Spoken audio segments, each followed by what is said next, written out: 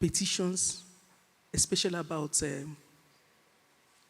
especially under Section 104, on that payment of 1% by all operators, must that MOU be signed first of all before you take any action by way of investigation about the sanctions? Thank you. Thank you, ma'am. It is not precedent that the MOU must be signed before petition comes in. The commission have a saying that see something, say something. And when you say something, be rest assured something will be done. If you have a knowledge of crime having been committed or an infractions having been committed, either by an individual or a body corporate, be it an institution or an organization, you can make your petition to the commission and you'll be rest assured it will be looked into. While making my presentation, I also stated that the commission have the statutory power and responsibility to protect the source of our information. So you can be rest assured that for every information that you give us, insofar it is a genuine complaint, it will be adequately looked into. There are several means or ways by which we receive petition.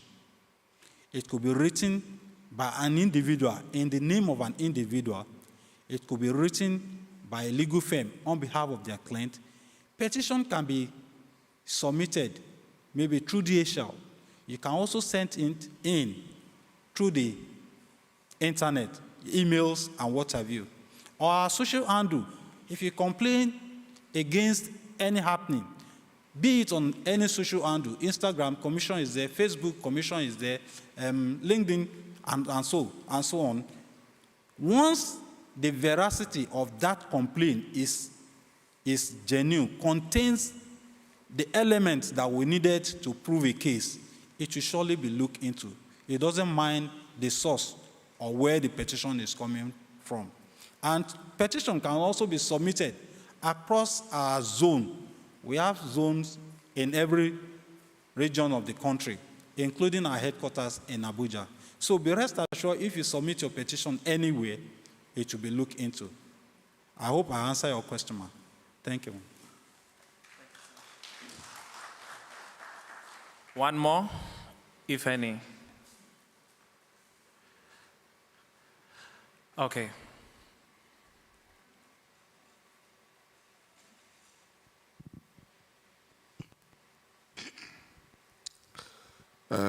Good afternoon, ladies and gentlemen. My name is Ogbe Nicholas. I'm the Operations Controller in Nigerian Upstream Petroleum Regulatory Commission. Now, as regards your presentation, there are sometimes illegal activities are carried on in, let's say, pipelines. Like last week, we observed that the Egypt-Tebidaba line, there was an explosion by criminals. In your presentation, you said these are crimes against the Federation. This type of activities, if they are witnessed, and we have various law enforcement agencies, like the EFCC, the police, the Navy, and the perpetrators, they have guns. Which agencies do the companies report to first to handle the case? Is it the EFCC, the police, the Navy, or the Army? Thank you.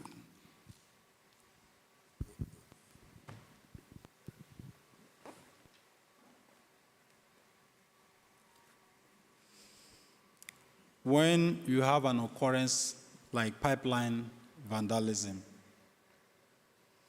and depending on the location where the crimes was committed, if it is closer to the commission, you can report to the commission or the Nigerian police. Let us also bear in mind the fact that That is an instantaneous crime. The perpetrators of that crime need to be apprehended with immediate effect. And so, I believe in that kind of situation, the Nigerian police will be the first line of action. However, based on further happenings and development, the commission can come on board. I'll give an instance. We have cases whereby there are sabotage activities being carried out on vessels. The Nigerian Navy will apprehend the offender and they will hand them over to the commission and we investigate them and we prosecute them. We've had a number of cases that are logically concluded in this wise. Thank you, sir.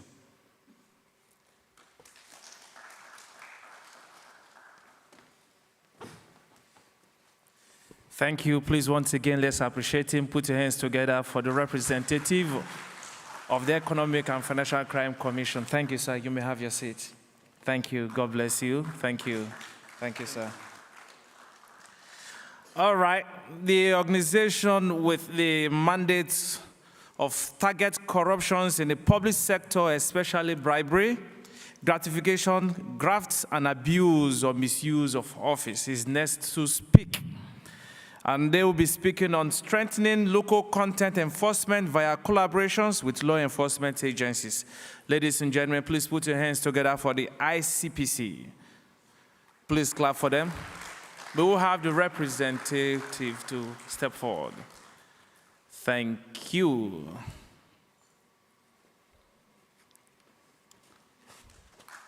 Wow. Thank you, ma'am.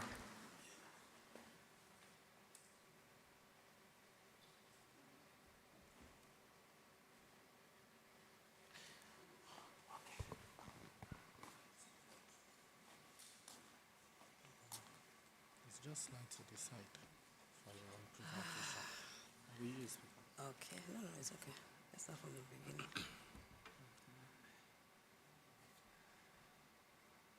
To the side.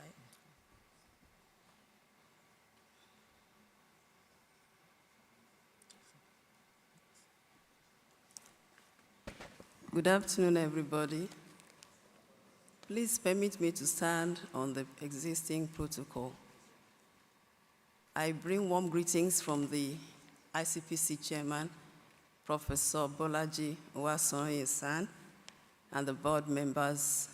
He's very, very excited to be a part of this program, and I'm representing him, and I'm very, very honored to speak on behalf of my ICPC chairman. I don't know how I'm going to make it in 20 minutes, but I'll try my best. I'm here this afternoon to speak on strengthening local content enforcement via collaboration with law enforcement agency. I may have to skip a lot of slides because of time, but I want to start with the introduction. The main thrust of the NOGIC Act 2010 is to compel the utilization of indigenous materials, human resources, and services within the oil and gas industry. And the aim of this is to achieve the following: local capacity technology development, and also to deter capital flight. It's also an increased contribution to GDP and provide employment opportunities.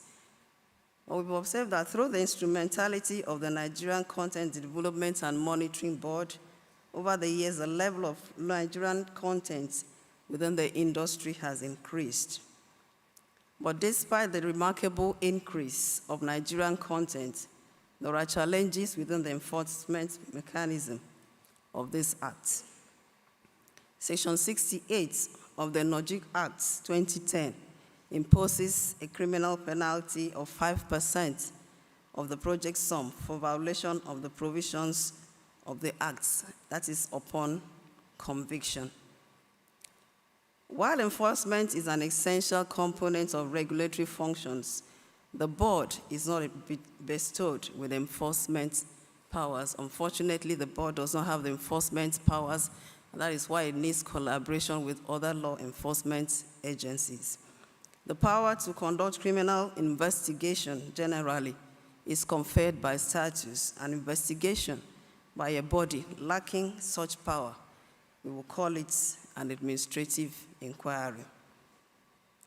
I need to skip a lot of things, but let me say that what really is a Nigerian content? I will define it as the quantum of composite value added to or created in the Nigerian economy by a systematic development of capacity and capabilities through deliberate utilization of Nigerian human, material resources and services in the Nigerian oil and gas industry.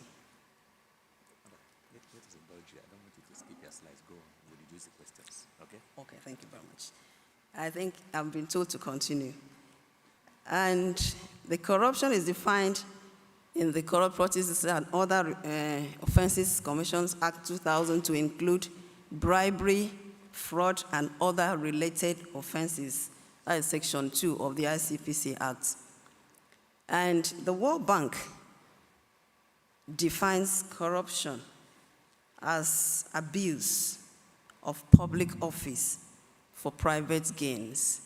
If you abuse your position, your office, for private gains, that turns out to be corruption. And if we expand on this, it's going to be very wide, because when you use your fuel to carry your children to school, it becomes corruption. If you use paper to photocopy something that is not official, it becomes corruption. But that is not to say. Let's continue. The mandate of the commission stands on a tripod, as we have three mandates. And the first one is prevention. The first one is enforcement. Second one is prevention. And the third one is education. Enforcement, prevention, and education. And in the enforcement mandates, the first thing there is investigation and prosecution. Section 6 of the ICPC Act gives us the power to investigate and prosecute. Section 27(3) gives us the power to investigate petitions. As when we receive petitions, we have the power to investigate.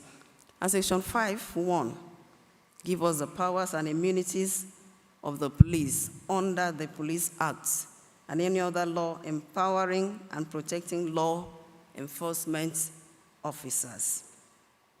Section 47 and 48 gives us the power to recover assets. We also recover assets.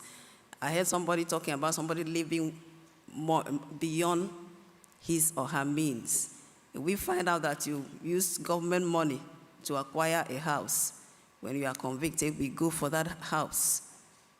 So we also recover assets. And in Section 61, we have the powers to prosecute. And under the prevention mandate, we have what we call system study and review.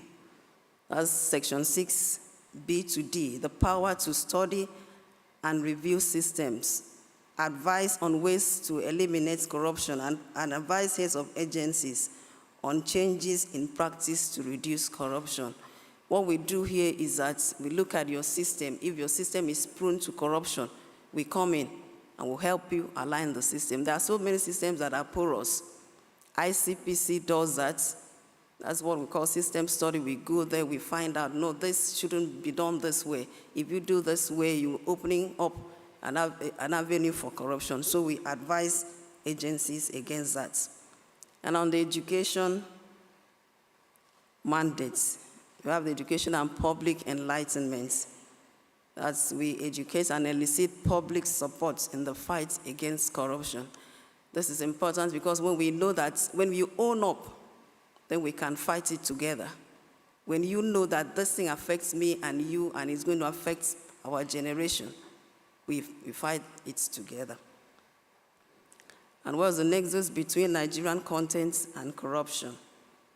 The first thing we said there is false local contents claim. That's contrary to Logic Act.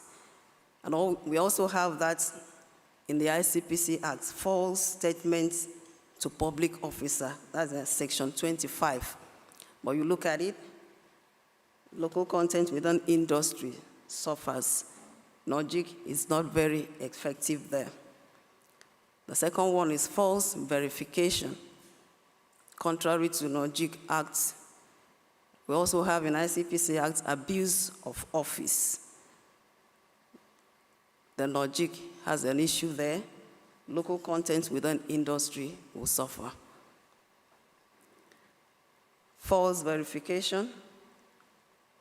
Again, we have in our Acts offer of and receipt of gratification. Not only receiving, but you that offers me as a public officer. You must find out, why did you offer?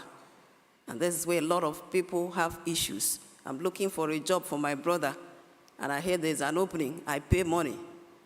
And when your brother does not have the job, you run to us. Why did you pay? You're not supposed to pay money.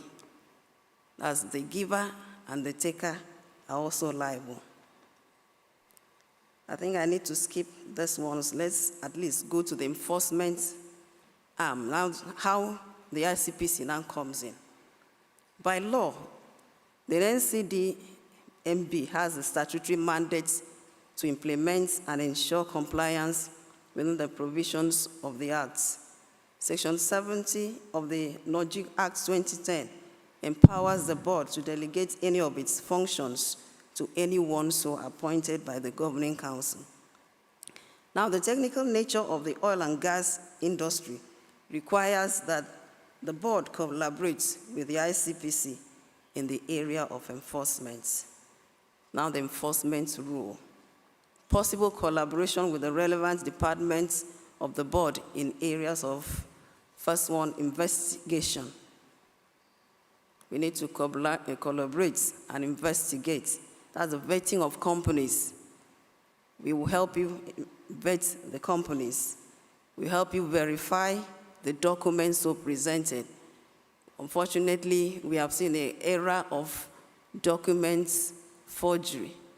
But the ICPC will help you to look at these documents, find out whether they are authentic or not. Allegations of false reports, briefcase contractors, gratification, and abuse of office. In as much as we want to wave those aside, but we see this even in a very structured organization. So if you have cases like that, the ICPC is quite ready to work together to stamp that out. And also the prosecution of established prima facie cases. And on the preventive role, they say prevention is better than cure. Establishment of an anti-corruption monitoring and transparency unit. I don't know whether this board, the NNCBC, does have Act 2 that is working already. They have. Thank you very much. I don't know, I've not seen your report of Act 2 since I came, though I am new. So I'll get SAS number. So this Act 2 will act as a watchdog. It's a small ICPC under the board. They will look at what is happening. They do not investigate. If it is very serious, they now send it to us. So Act 2 is very, very necessary. If we are far, our Act 2s are there, and we want to see an Act 2 that is working. Act 2 is not supposed to be something to use to witch hunt. It's a small group that acts as ICPC is in any establishment. And we have the assignment of Act 2 desk officers from the Commission for easy liaison and communication. An Act 2 desk officer has been assigned to this commission. So we'll reach across to you once in a while. If you have issues, you come and reach us to us. Undoubtedly, the essential component of regulatory function is enforcement, which is lacking in the powers of the board. And there is need for collaborative efforts with the Commission and other stakeholders, as the NCDMB cannot single-handedly enforce the Logic Act. I think I end there. Conclusion continues. These are parts. Categorization of violations of administrative sanctions as against complete reliance on criminal punishments will add impetus to the enforcement of the Logic Act 2010 and accelerate the attainment of the objective of the Act. On that note, I want to say thank you very much.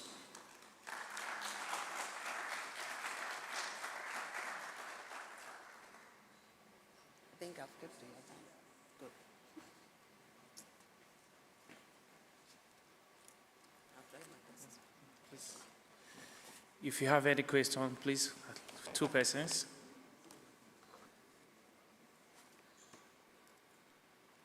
All right.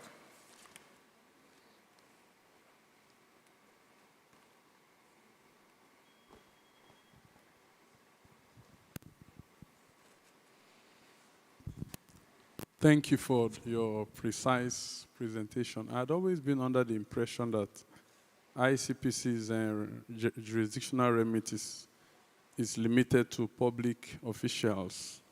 I don't know if I'm wrong, but how can ICPC come in investigating the actions of companies and then third parties in the industry that deal with the NCDMB? I thought it was only limited to public officials, so maybe you just give me some clarification on that. Thank you very much.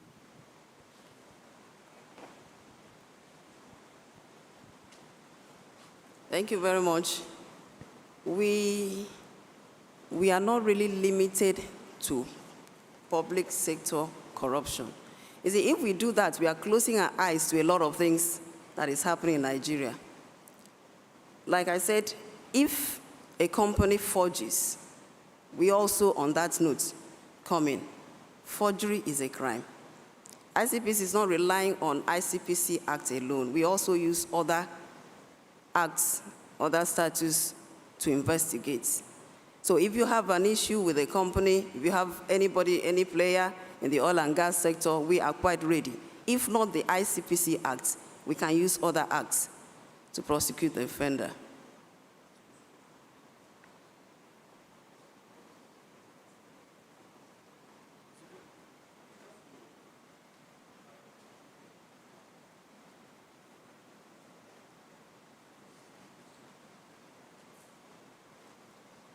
Just to add to, thank you, Madam. I think it's a good point. Thank you, Madam. I think your presentation is very succinct and meaningful to me. Just to return to the question from Dr. Subai, we understand the poor view of ICPC Act, and we have tried well ahead of time to even establish areas of possible collaboration. In our ministerial regulation on compliance and enforcement, I just want to draw attention to 1 or 2 sections of the regulation, and you see where or how ICPC can come in. Under Section 14 of our ministerial regulation on compliance and enforcement, subsection 2, it says any public officer who fraudulently issues an expatriate quota approval exceeding the number approved by the board is liable for an offense under Section 8 of the ICPC Act and any other relevant law applicable in Nigeria, and upon conviction, punishable under the same law. So you can see, and when Madam was saying any other law. So all through our ministerial regulation, we have tried to create and establish nexus with all other law enforcement agencies so that there is no going to be confusion as to how or where they come in. Again, the target is the public officer who does this, or even any other person, because she mentioned it, either giving or taking constitutes an offense. Thank you so much. Yeah, thank you, Ma. Thank you. Please put your hands together for her. I appreciate her. That was wonderful. Okay, next is going to be assessing the impact of smuggling and substandard goods on the local content compliance in Nigeria. So I'd like to have the representative of NCS to please step forward to take your presentation.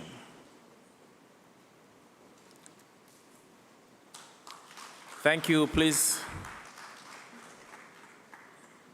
Please do better, clap for him.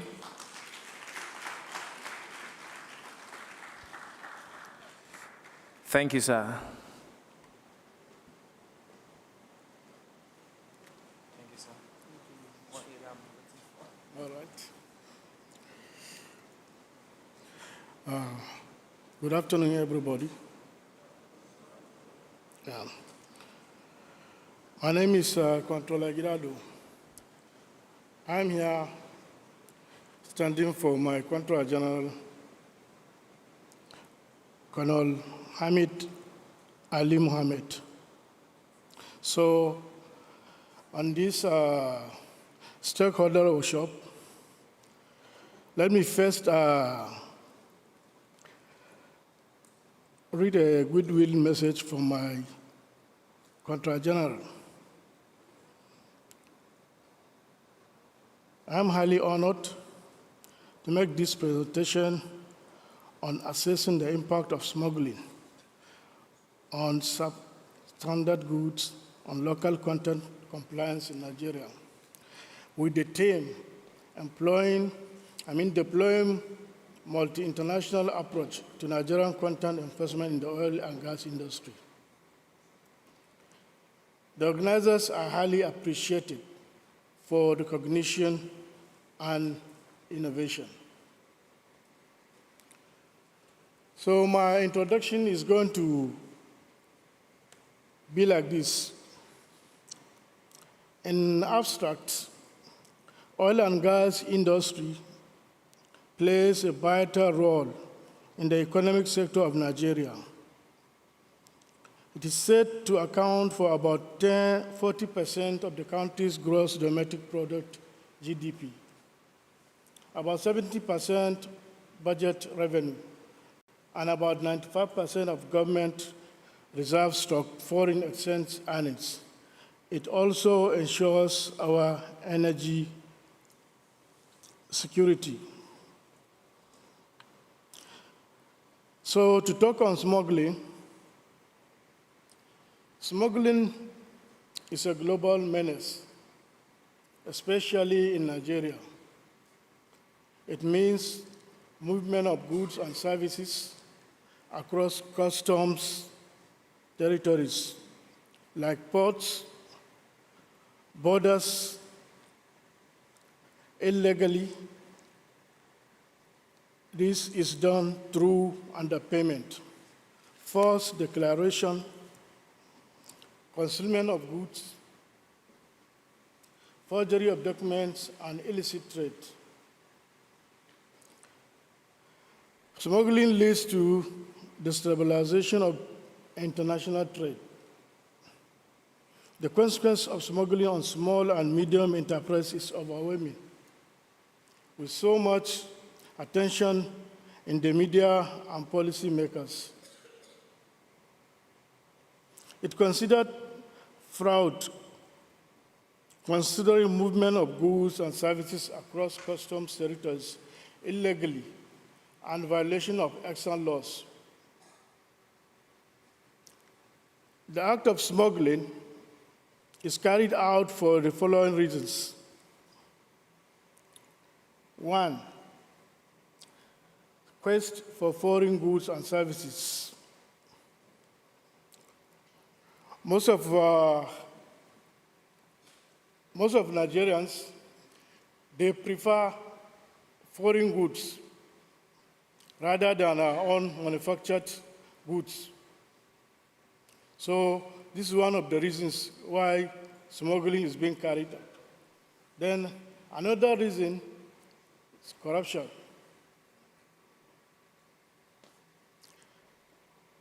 And poverty. Then search to be richer than their counterparts. So most of those people carrying smuggling, they do it just to show up.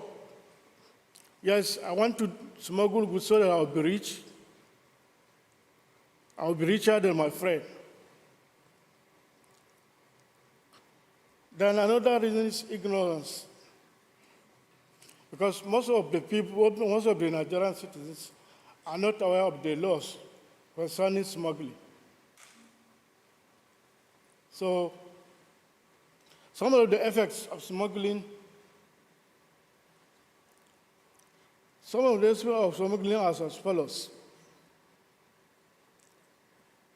Smuggling creates instability within the country because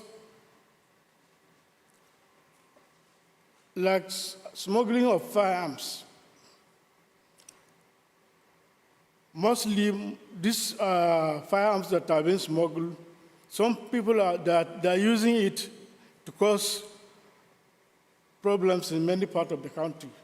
So instability. Then another reason, smuggling destroys health through importation of illicit drugs.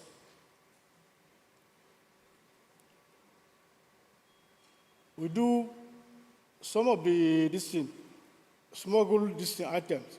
The smuggled illicit drugs, our youth are being used to take these illicit drugs. By this, it destroys our economy. Then another reason, it is that growth of small and medium enterprises. Then smuggling robs the nation of huge revenue.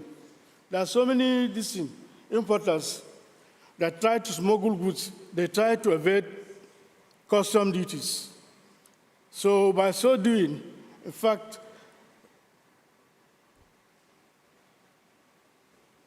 government lost a huge revenue.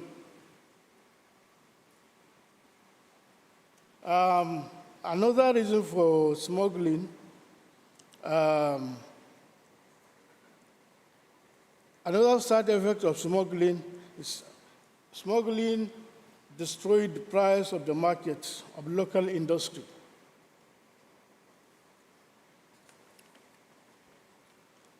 So these are some of the reasons, some of the side effects of smuggling on the economy of our country.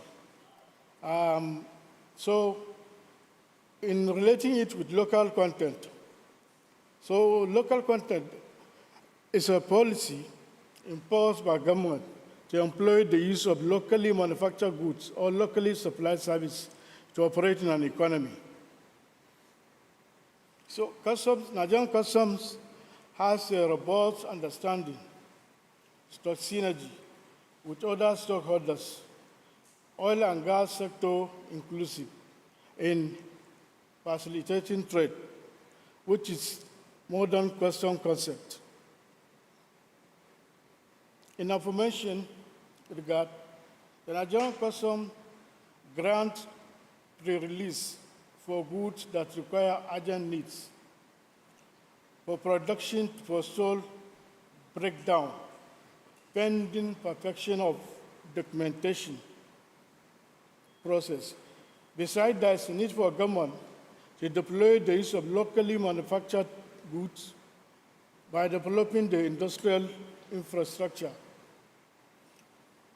and skill acquisition program for the people in the host project to proceed our local manufacturers. Customs deploy the risk management as a control measure in checkmating infractions of fraud and other offenses. Hence, smuggling is controlled to the barest minimum. In conclusion, let us join hands to build strong, virile, and stable economy. Be a good citizen. Avoid smuggling and export smugglers. Customs seeks honest dedication, devoid of infractions, for the purpose of facilitating trade and timely release of your consignments. I hope the local content initiative is administered to boost local economy, enhance power in oil and gas industry. Thanks for your rapt attention.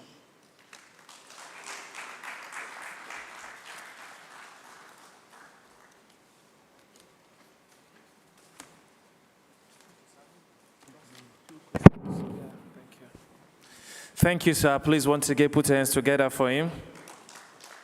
Smuggling is one major problem we are facing as a nation.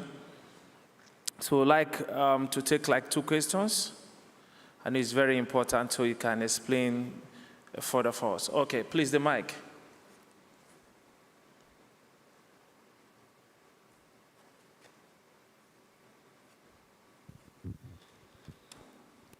Good afternoon, everybody, and thank you for your presentation. My name remains Ogbe Nicholas, Operation Controller, Nigerian Upstream Petroleum Regulatory Commission in Agua Field Office. Talk about smuggling, and we have heard the reasons for smuggling. Now, the host is on Nigerian content development. I think perhaps if you smuggle, it's part of importing things into the country. What are those things that we will do to encourage Nigerians to export our goods? After achieving much from the Nigerian content development, if we have enough, how do we export these things? And what are those things to encourage Nigerians to export our goods? What are the things we do to encourage Nigerians to export our local goods? Yes, Nigerian Customs Service, we have our export procedures.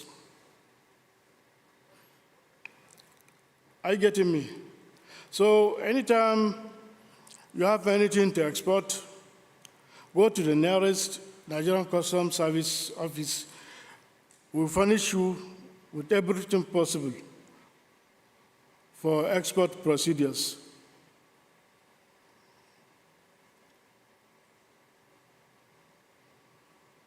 Are you okay?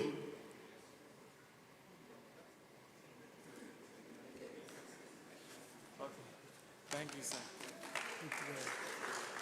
If you need more clarifications, you visit the office on how we export our things out of this country. Thank you, sir. Smuggling is a bad thing to our nation.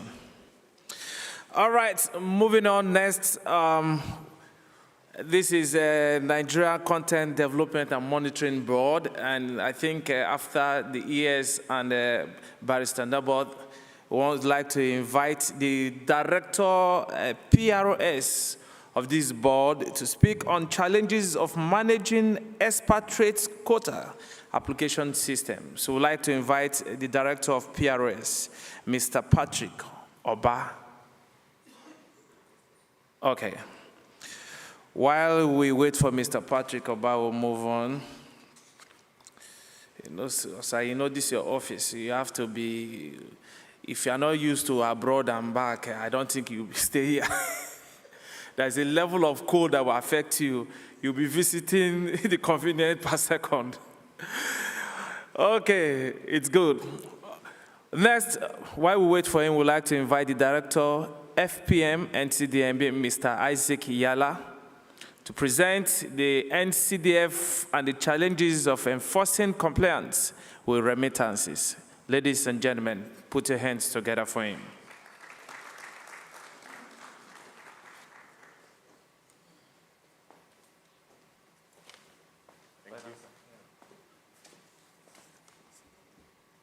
Okay, fantastic.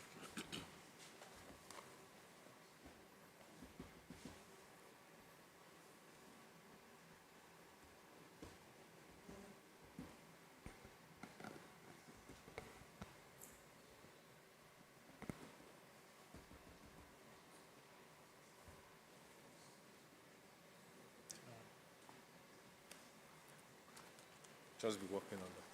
So while he's trying to set that up, let's have a little chat about the NCDF. What is the NCDF? The Executive Secretary has already talked a lot about. The Executive Secretary has talked a lot about the Nigerian Content Development Fund when he spoke to us this morning. It is contained in section 104 of the Logic Development Act of 2010. And it requires operators in the upstream sector to deduct 1% of the value of every contract. Oh, thank you. Okay. Yeah, that's all right.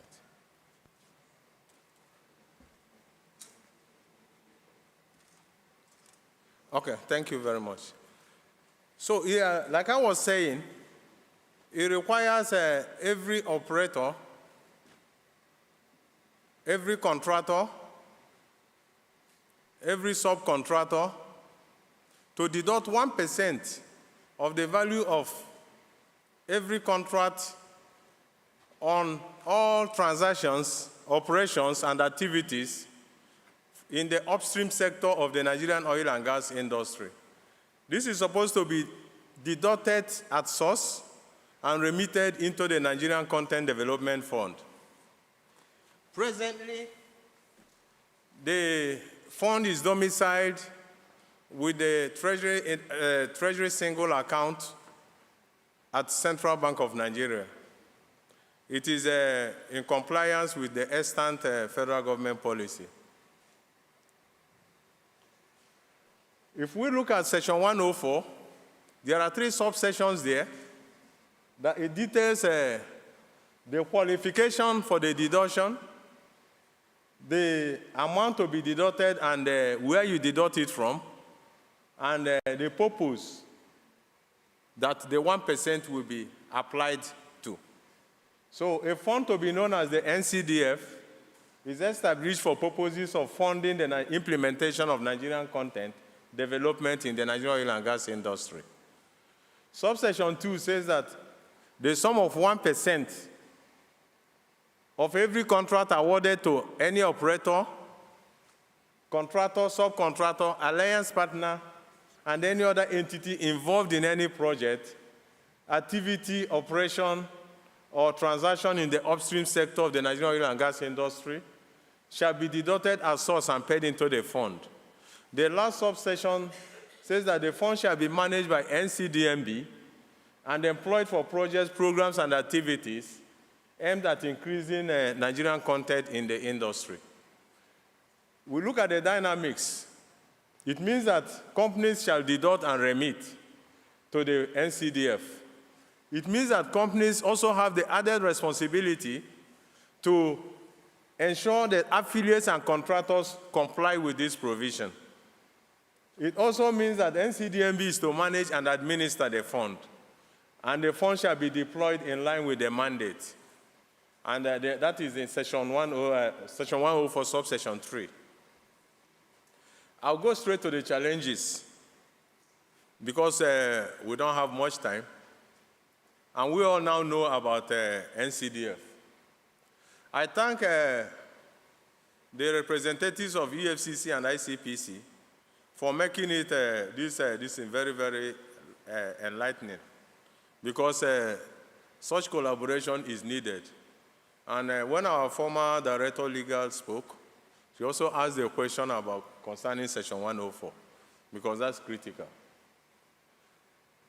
The first challenge we have is in misinterpretation. Most covered entities do not actually understand or interpret this provision properly. The belief is that once 1% is deducted at source from the first layer, then there's not going to be any further deduction, which is faulty. If we look at the provision that I just played out recently, you will see that it goes down the line. 1% on subcontracts, 1% on subcontracts, on the subcontracts, and it goes to the end of the chain. So that's the first challenge that we are having with regard to the enforcing remittance compliance. The second challenge has to do with covered entities discovered from our mapping. It is very difficult. Nigeria is a very huge country, we know. It's also very easy for people to move around. When we do our mapping, we know the industries, we know the companies that are operating. But for purpose of enforcing compliance, when companies move, we often do have the challenge of tracking them. And this has to do with, recently I'll talk about it, the forensic audit that the board instituted. Some of the companies could not even be traced. So that's another challenge that we have. The third challenge is the refusal of companies, covered entities, to release relevant documents. This is a very, very critical challenge that the board has been facing. It's very difficult to release documents, get documents and records from them for the purpose of bilateral audit and forensic audit. You need to carry out this type of audit to determine exactly what levy they are owing and what levy and liability that is outstanding thereof.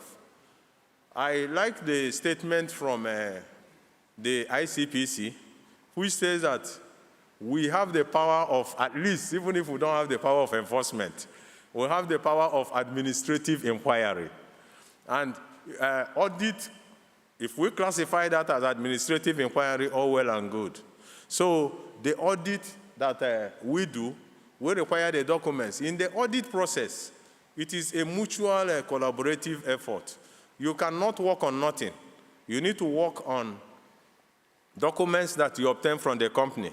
Even though professionally, every accountant knows that there's something we call best of judgment, where such documents, you don't obtain it, you are likely to use audited financial statements to try to determine, estimate what the potential liability is, but it doesn't give you the actual liability. Another challenge that we have is sometimes we have deliberate delays by covered entities, by companies, to cooperate with the processes that will lead to determining the outstanding liability of these companies. We also have the challenge of incapacity of some companies to remit. You see, this remittance kicked in from the date the bill was signed into law to become the NOGIC Act. And that is April 22nd, 2010. Now, as we are moving very, very hard on compliance, some of these companies now no longer have this capacity because of maybe economic challenges, maybe they are no longer having contracts in the industry, maybe the downturn in the global economy has affected them. So that's a very big challenge that we are also having. Then there is a challenge of, there's a basic law in a basic policy in the board that you remit in the currency of transaction. That's the convention. And that's actually how it's supposed to be. But we'll find out that even when you determine the liability of these companies, some of them are no longer in a position to remit in the currency of transaction. We find out that very, very prevalent with regard to foreign exchange transactions. They would rather prefer to remit in Naira, and that will go against the policy and the procedures established by the board. There is also the issue of the present status of many of these companies. They are no longer operative. Some have become dormant. Indeed, some may even have become extinct. You see them, you hear their name, but you don't see them. They are not able to perform again. So that's a challenge with regard to compliance with remittances. The last challenge that we have has to do with legal inhibitions, constraints arising from inability of the board to enforce sanctions. I think that has been mentioned here, so I'm not going to flog it. It is important that after talking about challenges, that we also talk about some of the actions that management of the board has put in place to try to mitigate these challenges. It's important to say that we are tying certain significant services to such things as expatriate quota clearance. We've talked about it here. to NCDF remittance compliance. So if you do not comply with remittance and you have need to apply for certain services, certain things from the board, like EQ clearance, we will not give you that clearance. And by the procedure in place, if the board does not give that clearance, then the Nigerian Immigration Service cannot proceed with processing. One challenge that comes out here, which is something that needs to be looked at, is that we have noticed that sometimes these companies, when they ask for this clearance, you don't give it to them because they're not complying. They go underground, they don't see them again. Rumor is that one way or the other, they get that expatriate quota. That's one thing that needs to be looked at in this August and very, very honorable gathering. How do we prevent that from continuing? The second action taken by the management is the implementation of the third-party forensic audit into NCDF remittances. I wish that the cream of the rest of management of the NCDMB, especially the cream, the executive secretary is here, because the board instituted this forensic audit in 2018. And we have so far recovered about $150 million. You know what that means from just the implementation of forensic audit. That's not a joke.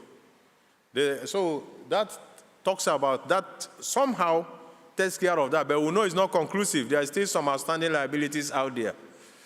Another step taken is that the management has already executed several service level agreements with enforcement agencies. Please, I know EFCC is mentioned here, but I know there are others with the Nigerian Customs Service, with the Nigerian Immigration Service, and several other enforcement agencies that are not written here. We are trying to align with the requirement not to exceed 8 slides. The other steps taken is that clearance is usually declined to certain companies that have failed to comply with remittance. That's recalcitrant companies that have failed to comply with remittances. When they want to participate in projects, of course, you know the board also participates in the tender process. So with regard to Nigerian content compliance, so some companies are usually denied at this stage for such a failure. The last, but not the least, is that because of the challenges earlier mentioned with regard to hardship, economic hardship, with regard to the current status of companies, management often enters into agreements, payment agreements, that's payment plans with these companies. It is important to say, even though this may not be pertinent, we take the message away that when companies, covered entities remit, when due, it is the board usually thank them and help them in several ways. They have access to facilities, they have access to loans to finance, like the executive secretary said in the morning. But it is very dangerous because when they do not remit, for the sake of just 1%, only 1%, 99% of the business is put into jeopardy or at risk. Thank you very much for listening. To get more about this, the NCDF at ncdmb.gov.ng is the line of contact. Thank you. Thank you. All right. No questions. Yeah. No questions. Thank you. We stated it clearly, ncdf at ncdmb.gov.ng to get more clarification. Thank you. All right, I just cited Mr. GC in the Zonal Operations Controller, NUPROC, and he's representing the Commission Chief Executive of Nigeria Upstream Petroleum Regulatory Commission. Please, can we please just wait for recognitions? Thank you. Please put your hands together for him. Thank you. Okay, moving on, next is going to be speaking on challenges of performance monitoring and enforcement of the Act. And it will be presented by the Director M&E of NCDMB, Mr. Akintunde Adelana. Please, can we please put our hands together for him? For at least, let's keep to time, 15 minutes. Thank you for 15 minutes.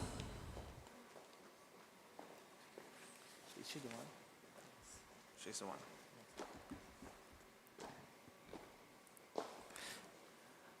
Thank you. Are you the one? Wow. I thought it was a mister. It's a mister. Oh, mister. All right. You are representing. Okay.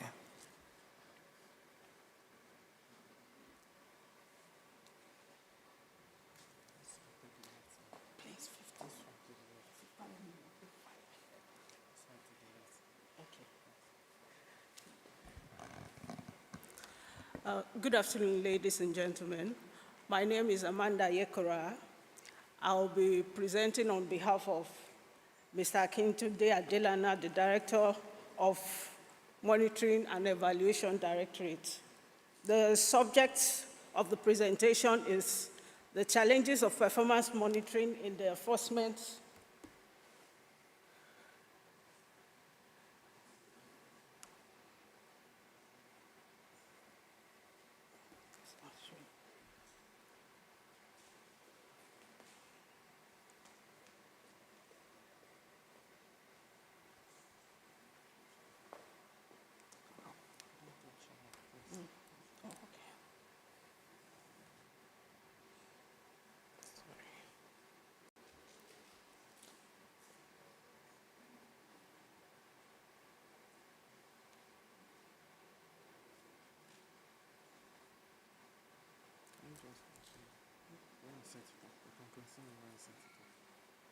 Okay.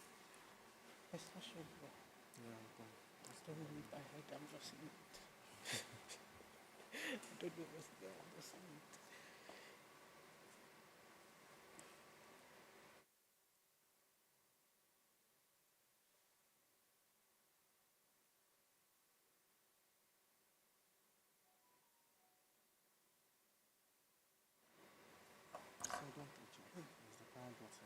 Okay.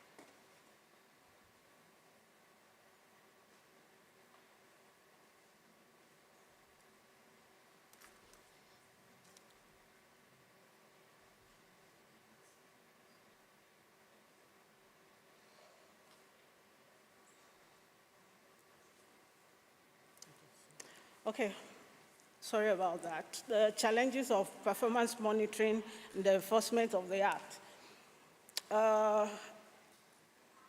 Section 70 of the NOGIC Act mandates the Directorate to supervise, coordinate, administer, monitor, and manage the development of Nigerian content in the Nigerian oil and gas industry. So to achieve this, we provide guidelines, definitions and measurements of Nigerian content and Nigerian content indicators to be utilized throughout the industry. Monitor, coordinates the Nigerian content performance for all operators, make auditing procedures and conduct regular audits for the purpose of monitoring and implementing compliance, and monitor Nigerian content compliance by operators and service providers.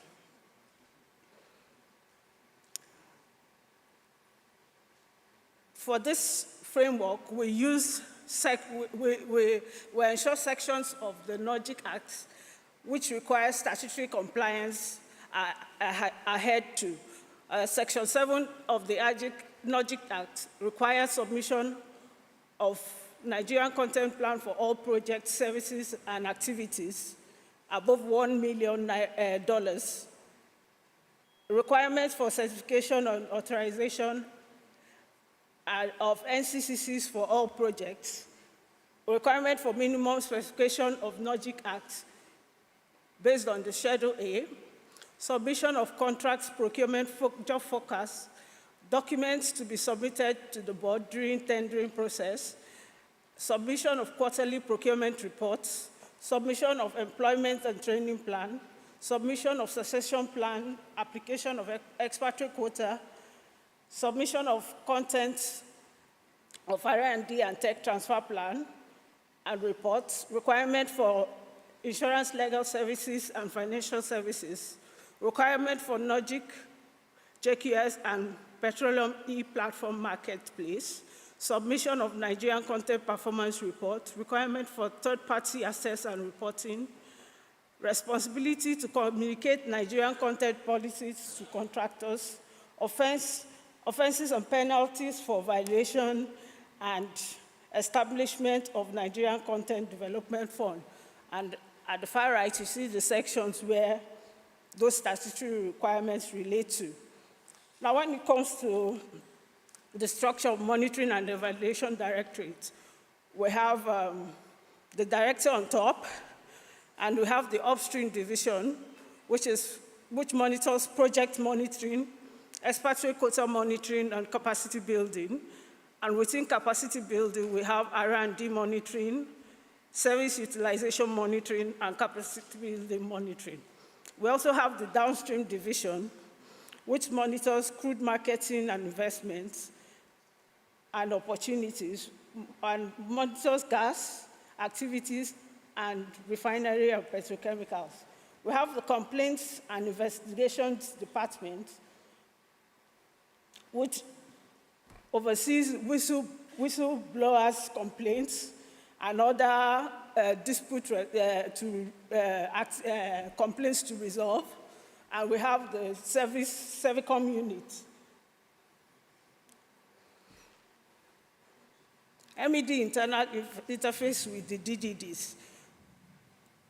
We have the Research and Statistics Department, which we interface with for expatriate quota approvals and succession plan, R&D plans and R&D budgets. To also, for expatriate quotas, we also ensure Nigerianization and employment commitments under the study progress reports are submitted, and R&D performance reports are reviewed. We interface with the finance and admin departments to make sure we communicate NCDF requirements and ensure that all companies along the service supply chain remit their NCDF to the board.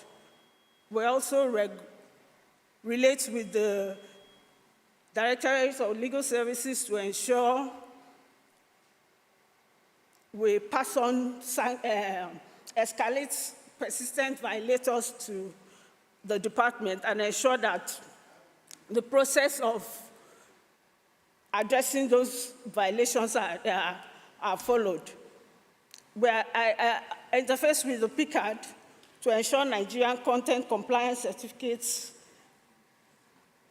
approve vendors list and kickoff of notifications, and our action there would be NC performance reports and reviews.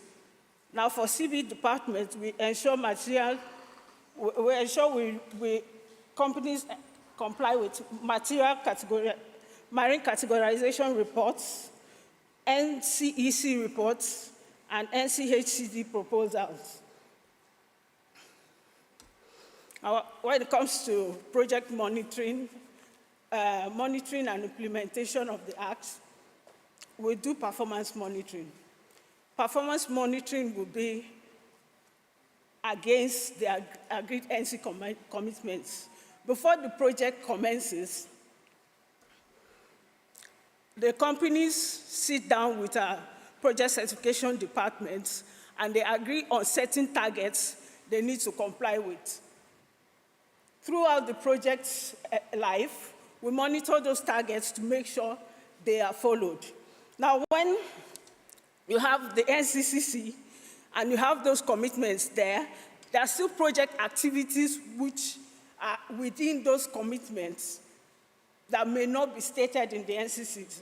For those activities, we use the requirements of the schedule to monitor compliance for those activities. I will also do intervention monitoring, which is based on complaints and whistleblowers. We get this from time to time during the project life.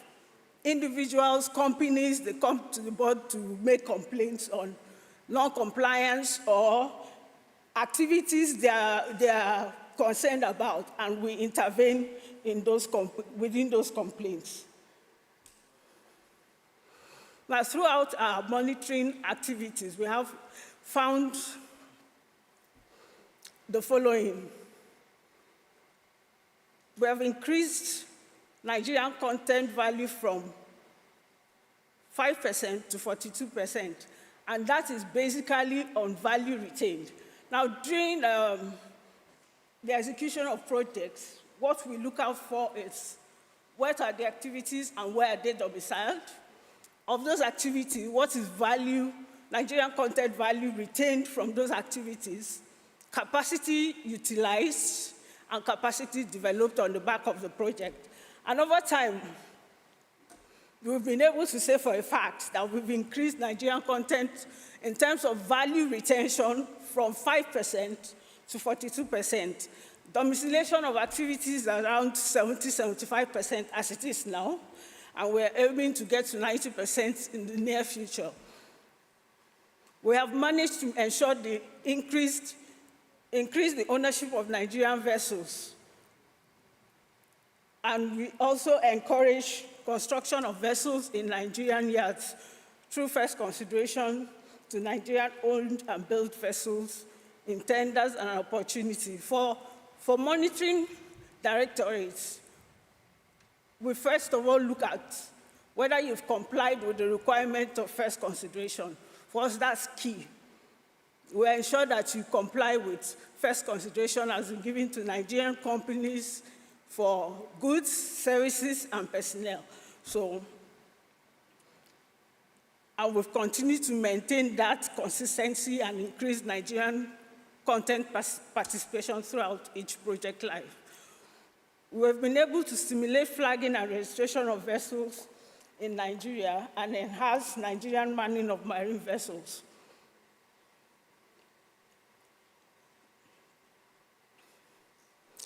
Nigerian marine vessel vendors and their assets are pre-qualified to participate in opportunities based on a set of criteria established by the board. We ensure that that is strictly complied with.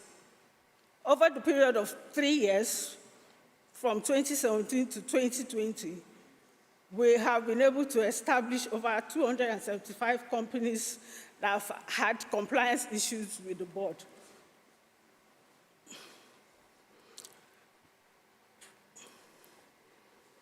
Challenges we faced in the implementation and enforcing of the Nordic Act.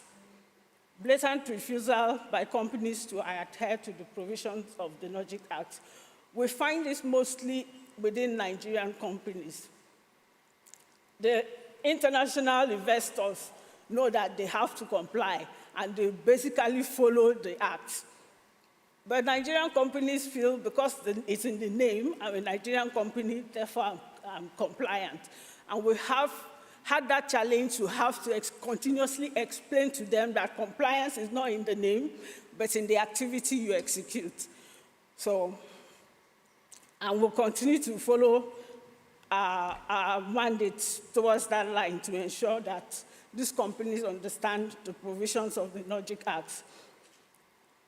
We also try to, from time to time, do stakeholders engagement to try to explain to them the requirements of the law and what is required from them as Nigerian companies and as multinationals. We've also had the challenge of inadequate strategic collaboration among stakeholders in the industry. Despite our successes with our collaboration relationship with the likes of NEPSA, NIMASA, FMI, we still need to do more. I mean, there are other agencies like the NMDPR, we are still working towards having collaboration engagements with them. We've also noticed some overlapping tasks by various government agencies, which are not necessarily overlapping tasks, but these agencies see it as we have the same job to do. This is ours, and this should not be yours, and it kind of creates some kind of conflict. So we are ramping up our collaboration efforts to try and address such issues. We also have problems with non-submission and late submission of statutory reports. We have times required statutorily for companies to submit each report, but we've hardly ever gotten a company to comply with, yes, this is when your report is required to come in, and whether or not those reports come in, and in the right format and correct content that we expect them. So that's also a challenge we face.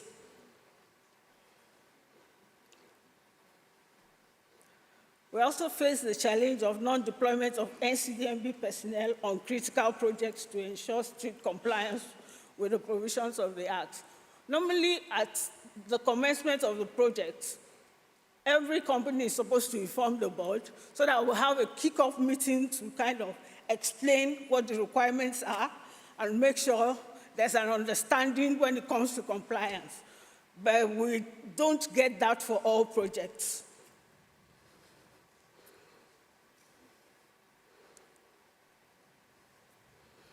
There's also the challenge of inadequate coverage of the projects and activities in the oil and gas industry as a result of manpower shortage.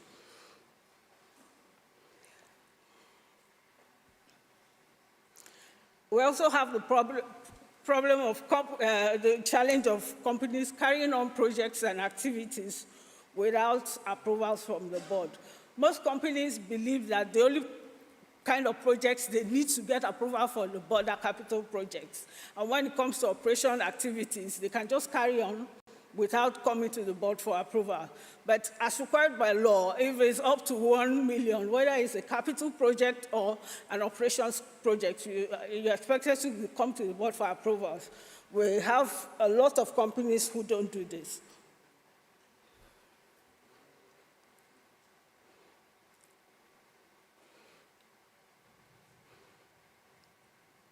Challenges faced in implementing and enforcing Logic Act.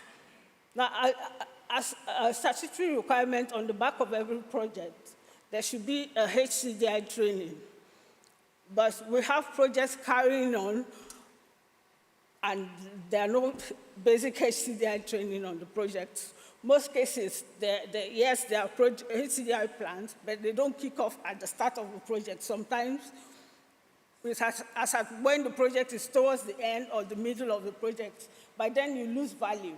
I mean, if a trainee starts from the beginning of the project throughout its training program, it's better profits the trainee and the purpose of conducting that training. There's non-deduction of remittances. We've had a little bit of discussion around this. I mean, it's a hurdle trying to explain to companies that NCDF should be deducted throughout the supply chain. We spend time trying to explain that it's not double dipping or double taxation and all of that. So we also have that challenge. We also have this challenge of companies deploying expatriates without approval from NCDMB. They go straight to FMI. We have collaboration agreements with FMI, but we still see companies who don't tell FMI that they are oil and gas projects and saying, okay, we are construction companies and all of that. We continue to find such non-compliances. We also find that some companies who have been given permits to supply manpower, local manpower, Nigerian manpower, use those permits to also supply expatriates. We're trying to make sure these companies understand that you cannot use a manpower permit for locals to also supply expatriates. We also have the challenge of companies refusing to Nigerianize expatriate positions after 4 years. I mean, we see the same company requesting the same position after the expatriate quota expires. Continuously is like that. And they have one excuse or the other for them not meeting that, complying with that requirement. Every company is supposed to submit R&D plan on the back of every project. But we have service companies who keep refusing to comply with that. They believe that they are in the business for profit, and that is not their responsibility to do research and search for the country and all of that. So but we still try to sensitize them. It's a continuous process to continuously try to sensitize them. Now, offenses and penalties. We could suspend the project or contracts. We could apply the penalty of 5% of project sum. We could withdraw our services, stop processing their documents. The project can be cancelled, and if a project is cancelled, I mean, the funds you have already spent on it, you can't recover it. We can disqualify the companies from future bids. We can withdraw approvals we've already given or declassify a contractor from qualification lists. We can withdraw NC recommendations for license, permits, and other statutory certificates. And of course, when you are a continuous violator, you tarnish your reputation in the business. So, thank you very much.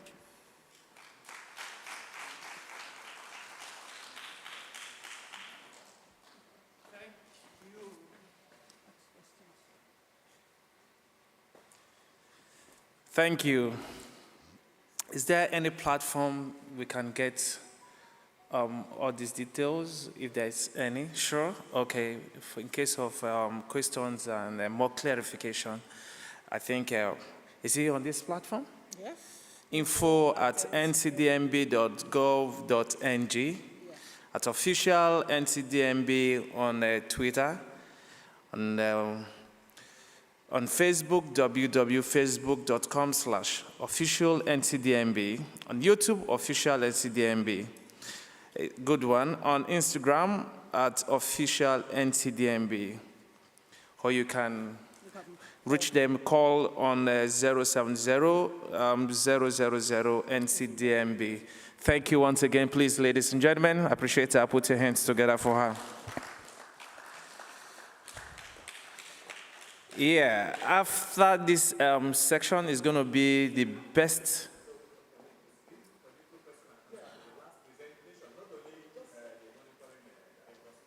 Okay, in general, any question you want to ask in general, in case you have any. Okay, please, the mic. Sorry for that.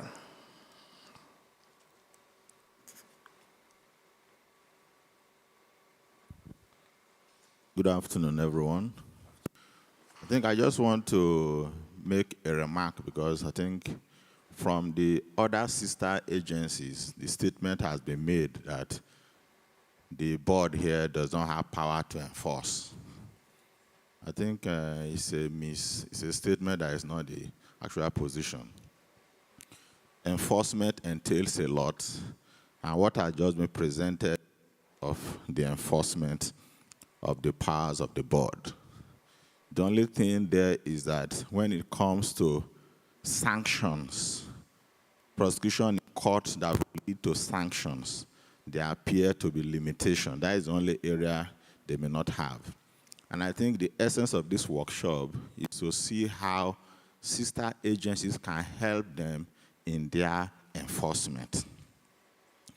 I'm wondering why the commission is not presenting paper and the authority. Because if we follow the law, any company that the board does not certify or give the appropriate paper is not supposed to be given any oil license or whatever under the law. So if the commission, the upstream commission, follows the law, companies will be forced to comply. That is the collaboration we are talking about. If without the clearance of the board, the immigration don't give the quota, companies will comply. I think this workshop is to make all agencies understand that connection, so that if we all keep to these issues, compliance will increase and the target of 70% local content can be achieved. So they have power to enforce through ensuring compliance, monitoring, directing. Then when it gets to the aspect of a company being a bad apple, at that point in time, the coercive powers of the court will be brought in. It's only that aspect that they don't have that prosecution and conviction powers. Thank you.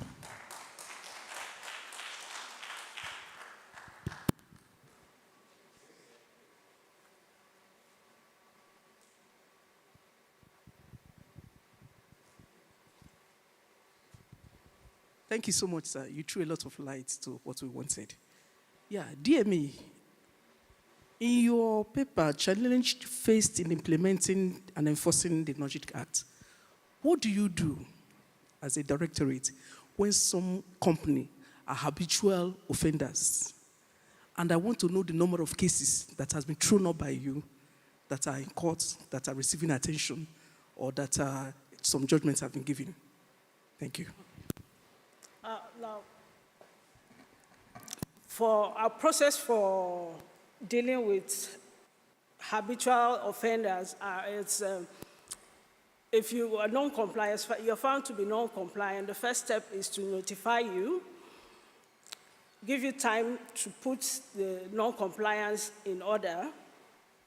While if we go back and still check and that activity is still in the same state of non-compliance, we tell you to halt all your activities around that particular issue and have a discussion with us. We can implement a remediation program for you to do to recover the Nigerian content value lost as a result of your non-compliance. But if that is still continuous and your non-compliance persists, we escalate to our legal department. As at present, I can't give you a total number of companies that are in litigation with us right now, but I'll get back to you. Thank you.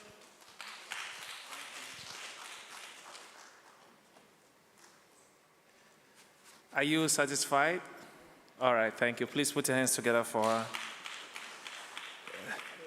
Thank you. From afar, I can see the representative of the commander of 16th Brigade, Colonel S.A.G. Morg. Can you please wave? So, yeah, thank you. Thank you. Wow. Moving straight to the last section, which is the panel section. So they will be speaking on multi-stakeholders enforcement of the Logic Act, legal issues and challenges. So I'd like to invite the moderator, Dr. Sobai, to please step forward. Thank you. Please put your hands together. It's going to be interesting, I bet you. It's going to be a question and answer section too on this same segment. For the panelists, we have 8 panelists. So I'll just run through them, then hand over it to... introduce them. Oh, okay, all right. All right. This is the representative of the Nigerian Police Force. Hello.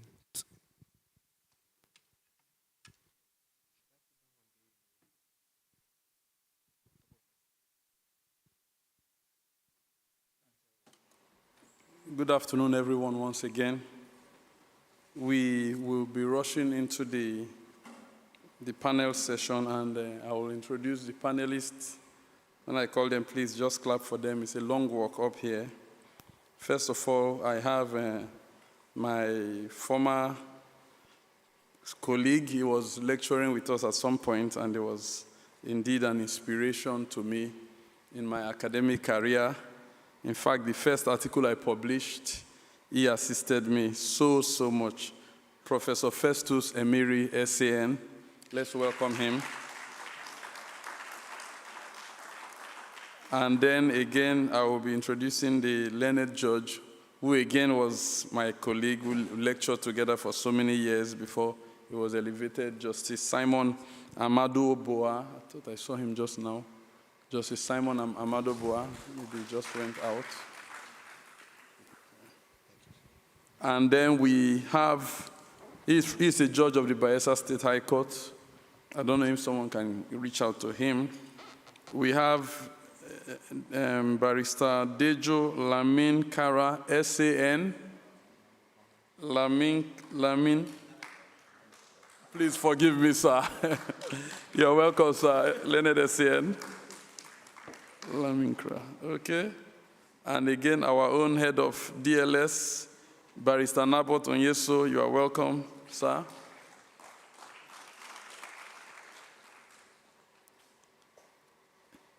And Mrs. Rose Chukwunwe, again, she was the former head of DLS, and you are welcome, ma, to the panel session.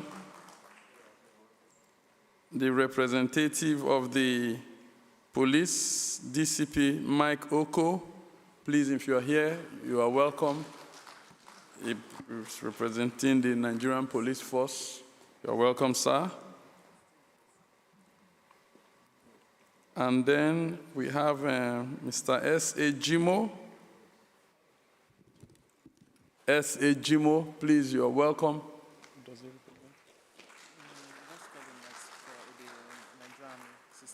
Okay, representing the Nigerian Army 16th Brigade. And I will also once again ask that the head of the representative of the EFCC who presented the paper, sorry, sir, I don't have your name, and the madam representing the ICPC, you are please welcome to come to this session. It's going to be an interesting one.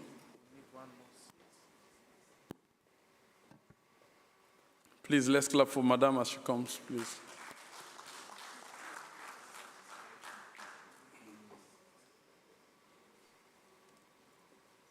So we will just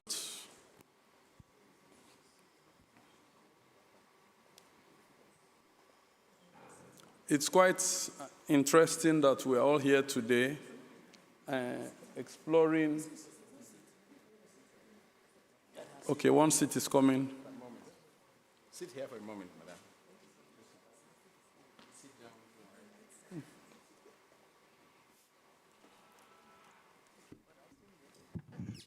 You want to go?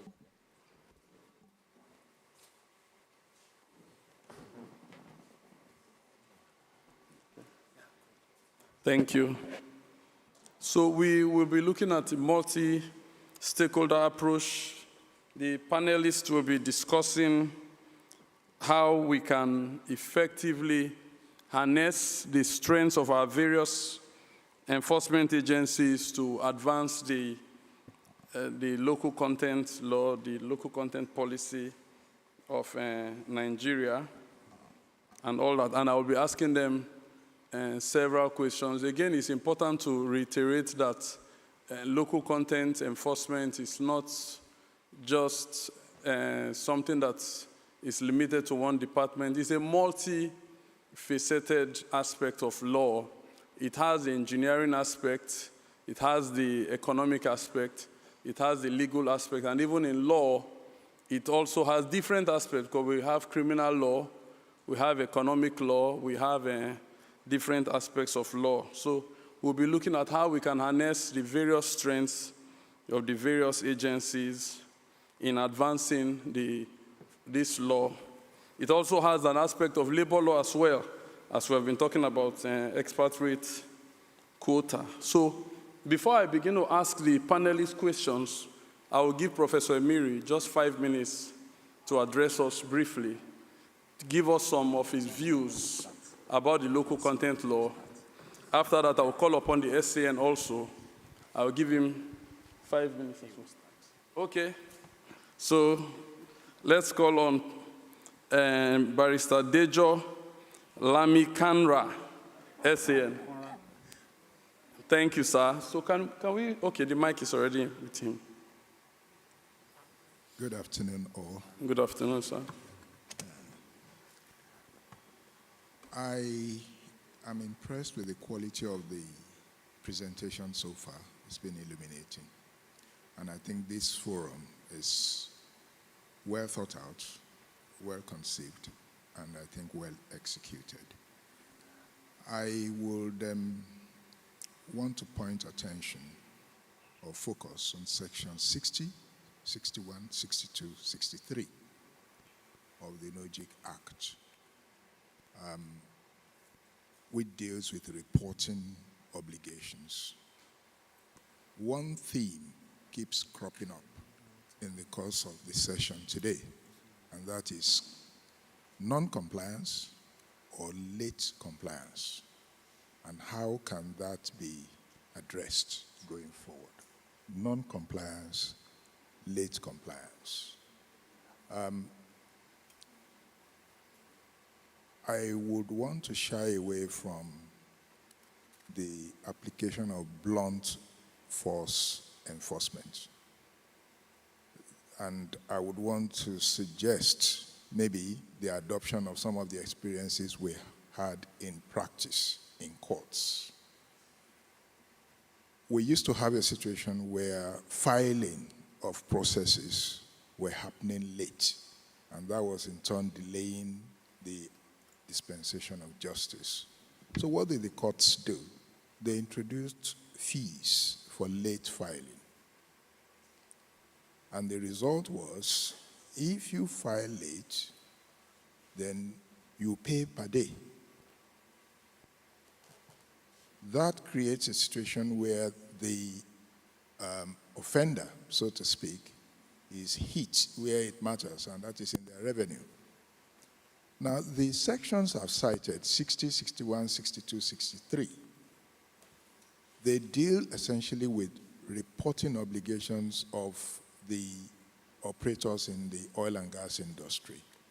And those reporting obligations are to the board.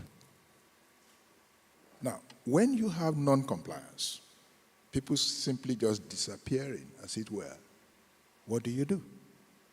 When you have late compliance, what do you do?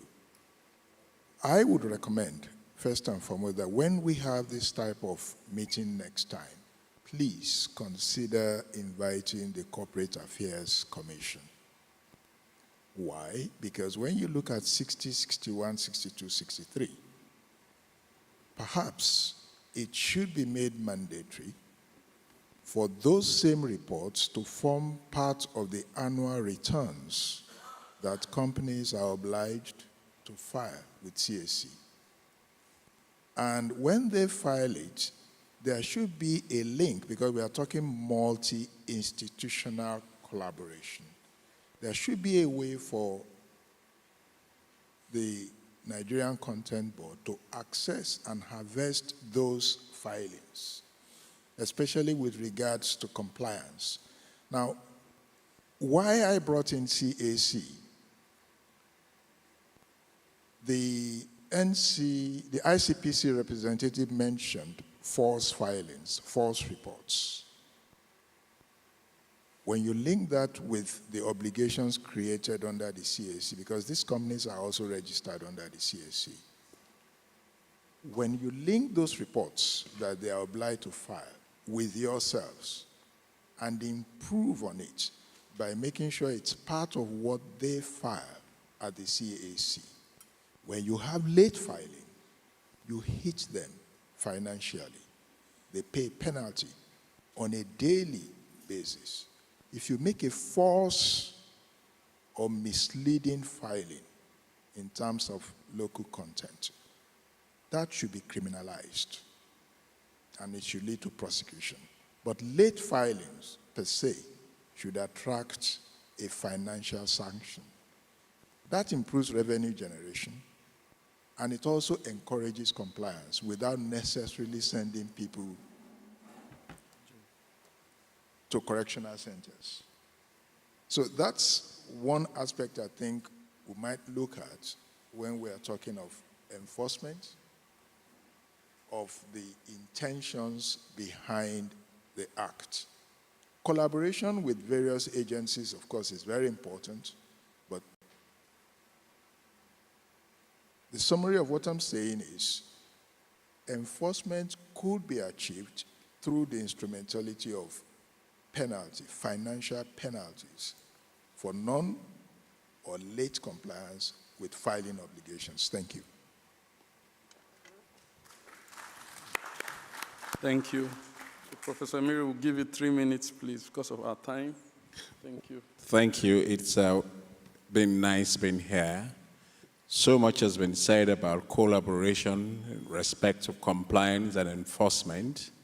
I'll quickly like to add here that if you take a look at the acts establishing this board, you'll find that most of the provisions are what we call precatory. They are generally words of wishes with very little biting power.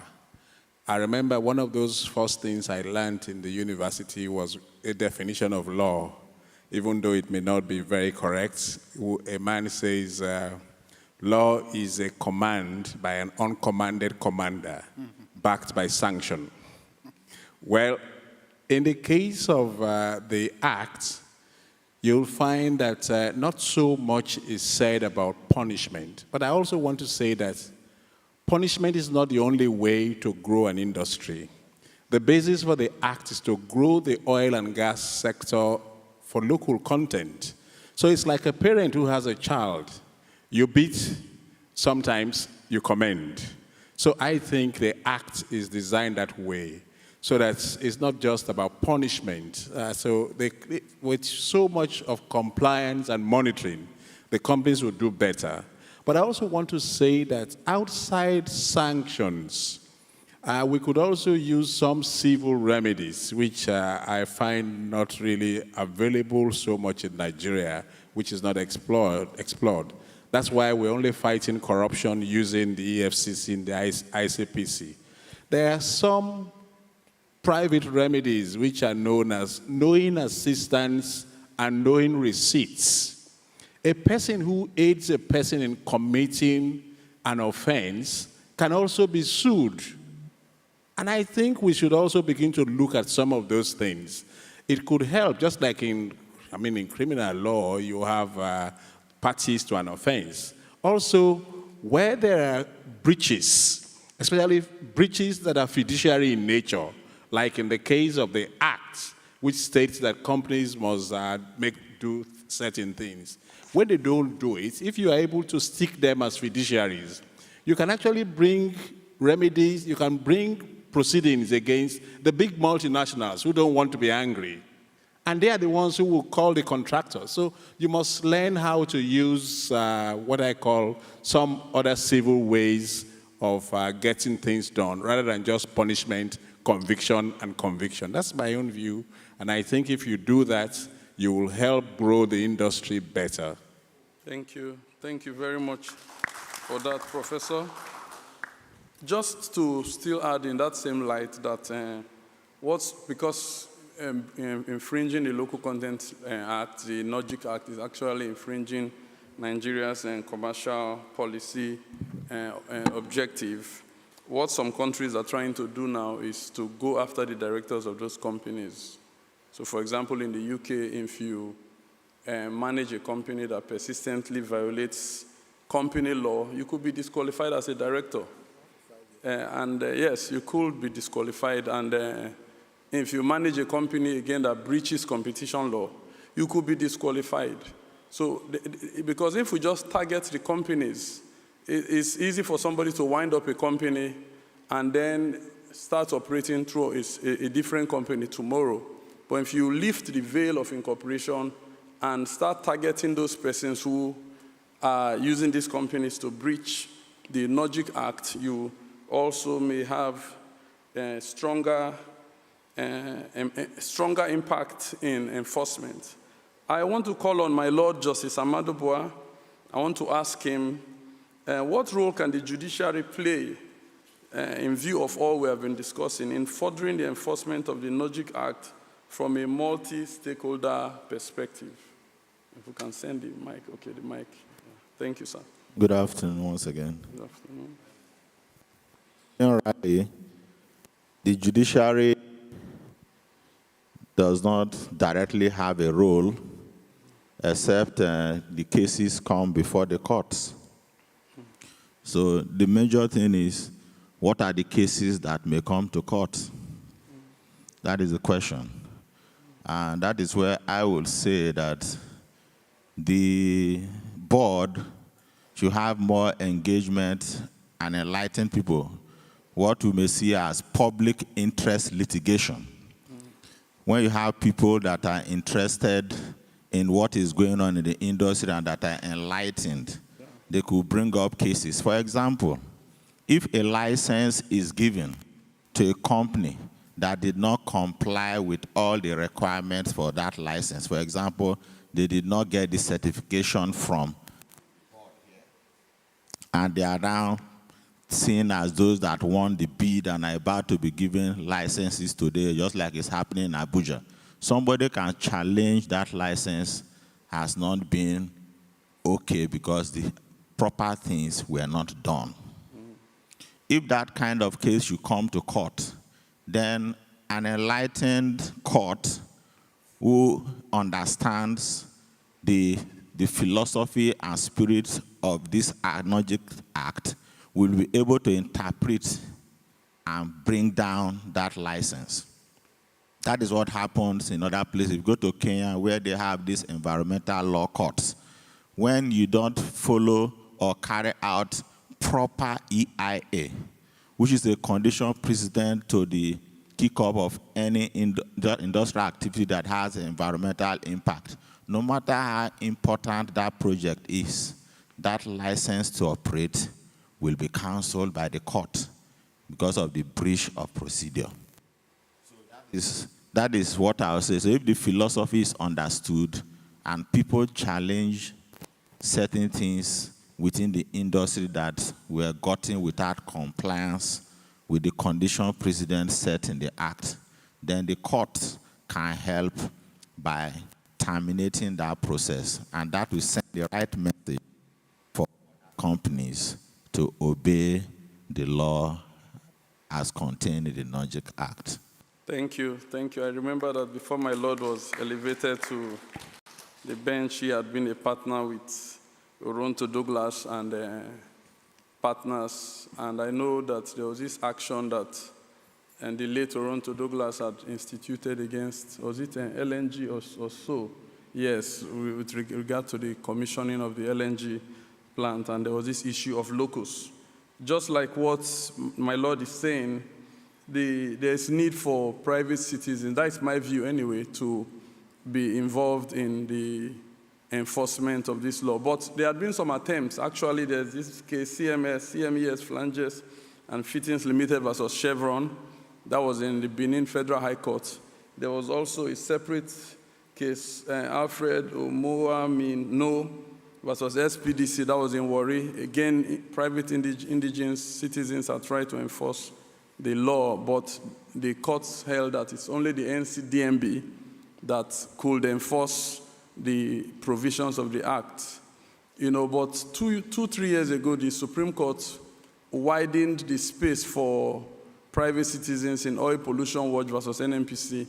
And it is my hope that subsequently, if private citizens attempt to enforce this law as a public interest legislation, because the whole idea of this law is to advance the Nigerian economy, not just a private person's pocket. I think the courts should, in my view, be ready to also widen the space in order to allow private indigents to enforce it. I want to put another question to Barrister Rose. Sorry, I don't want to murder your second name, Ma, so let me stop with Madam Rose. I want to ask you, Ma, what role can, as former head of DLS, what challenges did you face in terms of collaboration from other agencies, and how were you able to manage them? Thank you. Thank you. Yes. I would say that we had a lot of cooperation. Okay.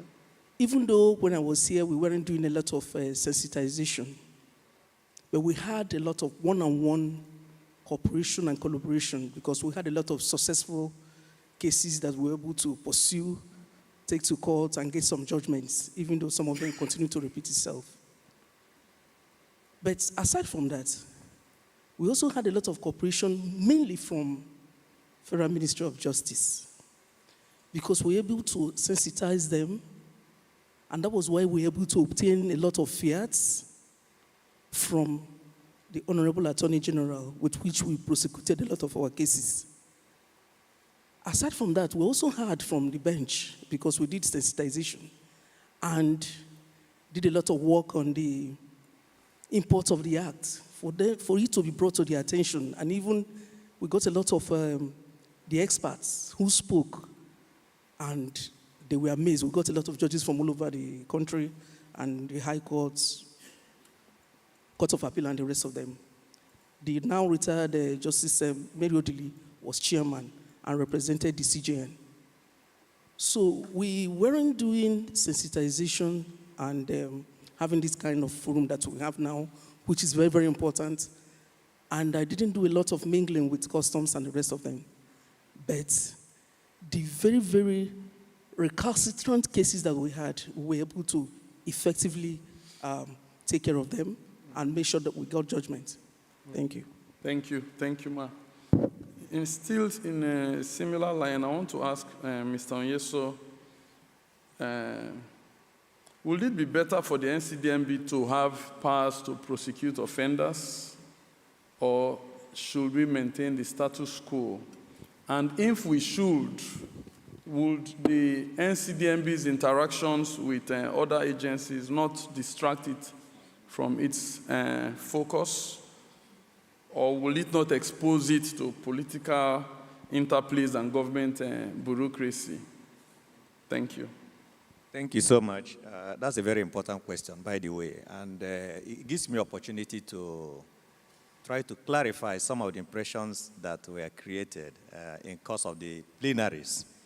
And the first clarification I want to make so that we go away here with a proper understanding of the intent of this legislation. First, if you look at the long title to this act, and by the way, as a legal student, you know that in interpretation of an act, you also need to consider the long title because it gives you a bird's eye view into the intent of the lawmakers. And it reads, an act to provide for the development of Nigerian content in oil and gas industry. Development is the key word I want to bring up there. Development, supervision, coordination, monitoring, and implementation of Nigerian content and related matters. So these are not mere superfluous expressions. The primary intent of this enactment is to develop Nigerian content in oil and gas industry. And this agency, the board, is established to supervise that intent, to monitor it, to coordinate it, and regulate through implementation of the act. So that's why it's proper to always describe NCDMB as both the developer and regulator of Nigerian content. The second point, which derives from that also, is from that long title, what it means to me as a student of jurisprudence is that this legislation is sui generis. And by sui generis, it means it's a special kind of legislation, distinct and different from all the other kinds of legislation you see around. And I want to refer to Freedom of Information Act. Freedom of Information Act has all the trappings of a public interest legislation. And you will see right away under Section 1 that anybody who is entitled to information under this act is also entitled to institute a legal proceeding against the agencies that refuse to give it, automatically empowering everybody who is entitled to information. But you don't see that in this kind of legislation, which means the focus and the intent is different. And knowing the sophistication of the oil and gas industry, the focus of the makers of this law was not to create a theater of litigations or prosecutions or enforcement through prosecution. Because, by the way, the word enforcement should not be misunderstood. It simply means to compel compliance. And there are many ways to achieve compliance, which can include prosecution, which may include even refusal to process an application, refusal to approve, suspension, and other administrative actions. So, knowing the sophistication of the industry, the makers of the law felt that what should be the focus of the board should be, first and foremost, knowing where we are coming from, is to build capacity so that you'll be able to deepen Nigerian content participation in the oil and gas industry. So let me not stretch that point so I can return to the proper question. In the light of this clarification, therefore, does it make sense to advocate that the board should be given prosecutorial power, which is missing when you read Section 68? Clearly, that is not the intent. That is not the focus. The focus is that you can actually implement and achieve broad compliance in the industry, relying on the various sections of the Act as presently constituted. And let me demonstrate that by referring to a few sections of the Act. Section 7 of the Act, which talks about compliance with submission of Nigerian content plan. You will see the expression, the operator shall submit a Nigerian content plan. The word shall is mandatory. And in all provisions, you see the operator shall, which means the designers of the Act knew that the most effective way to compare compliance is to hold the operator responsible for all that happens. And once you hold the operator will be able to control the behavior of all the other players in the oil and gas industry because they feed from the operators. As the saying goes, he who pays the piper calls the tune, which is why, if you read Section 66 of the Act itself, it says it shall be the responsibility of the operator to communicate its Nigerian content policies, procedures. In other words, the responsibility is not even on the board, as it were, except when you get to Section 70. So the operators have responsibility to educate those working for them of the imperative of local content requirements. So to answer your question straight, yes, I would not advocate that NCDMB should crave or desire to be given prosecutorial power to function like EFCC or the Nigerian Police or ICPC. These agencies are established to carry out critical assignments on their part. NCDMB is also set up to do a different kind of job, which is development of local content, and with inherent powers to compel compliance using different instruments and mechanisms. Which is why if you go back to the presentation by the Executive Secretary, you see tools used to drive Nigerian content compliance. I know the fear expressed by Mr. Moderator.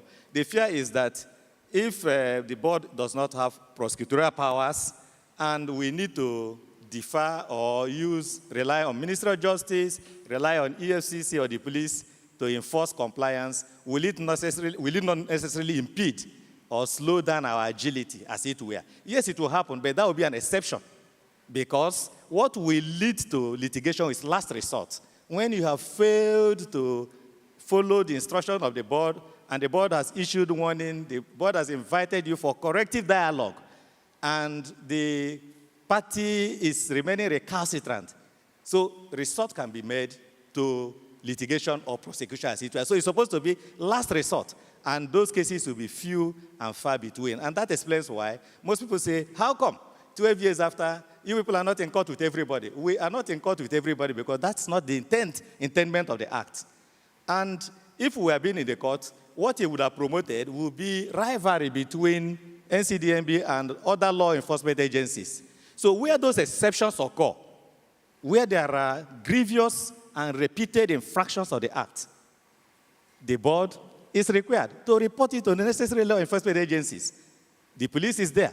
Even the EFCC, under Section 7 of the Act, it gives them special powers to investigate reported cases of economic and financial crimes, which most of the things under the Act can easily be classified. Let me pause there so that other panelists can speak. Thank you so much. Thank you. Okay, my next question is to our SCN, Barrister Dejo. I want to know from your experience in practice, if you have been involved in actions involving the NCDMB, for or against, and then what has been your experiences? How have those actions been couched? Are they actions brought to enforce the provisions of the law, or maybe contractual actions, employment matters and all that? Just share your experience in general. Thank you. Thank you. This question is interesting. We've had interesting exposure to various litigation. Some were actions brought under originating summons in the Federal High Court, basically to enforce the provisions of the Act. These were like public interest litigation. Okay. I won't call names of companies, but they are targeting certain companies with regards to perceived infractions of the local content. And then there are some that are contractual in nature. Contracts, award process, and procedure. Infractions alleged in the way it's tendered, in the way it's processed, in the way it's awarded. We've had that. But let me talk about the first type that we've seen, which is cases brought forward to enforce the provisions of the Act with regards to some really major players in the oil and gas industry. One or two are ongoing as we speak, and they involve some of the big names in the industry. And the reading of the, because it's originating summons, it's via affidavit, the reading of the allegations are mind-boggling. The role we were called to play is to defend the Local Content Act. But in the same vein, my clients were being accused, as it were, of being lax with the enforcement of the Act, and that the laxity has enabled a situation where some of these big operators are able to flout and treat the law with levity. And our role in court has been to say, no, we are not lax. These allegations are coming to light, but have you tried to remediate these lapses first without having to come to court? Then the second thing that we have had to look at is the application of the Public Officers Protection Act, especially to the board, as it were. And we've been looking at how the board, as board, could benefit from Section 2, for example, of the Public Officers Protection Act. And the basis of that act is that when you see or when you observe that there are infractions, you should take action within a set period of time. That is, if you need to litigate, you must approach the court within a particular time frame so that your action would not be statute barred. That is one aspect we are looking at. The other aspect is compliance through litigation. Who benefits? When you institute a public interest litigation, as it were, and in some cases, particularly the ones that deal with contracts, you'll find out that the litigators, that is the plaintiff who instituted the action, has an interest, an economic or a financial interest to serve. Some of those litigations are not really well thought out because it's not really with the intention to enforce the act, but it's more a veiled complaint of an economic disadvantage, which could possibly be better managed, not through litigation. Litigation is really not an effective solution to some of the things that are being ventilated in the courts. I'll pause here. I hope I've been able to answer the question. Yes, thank you.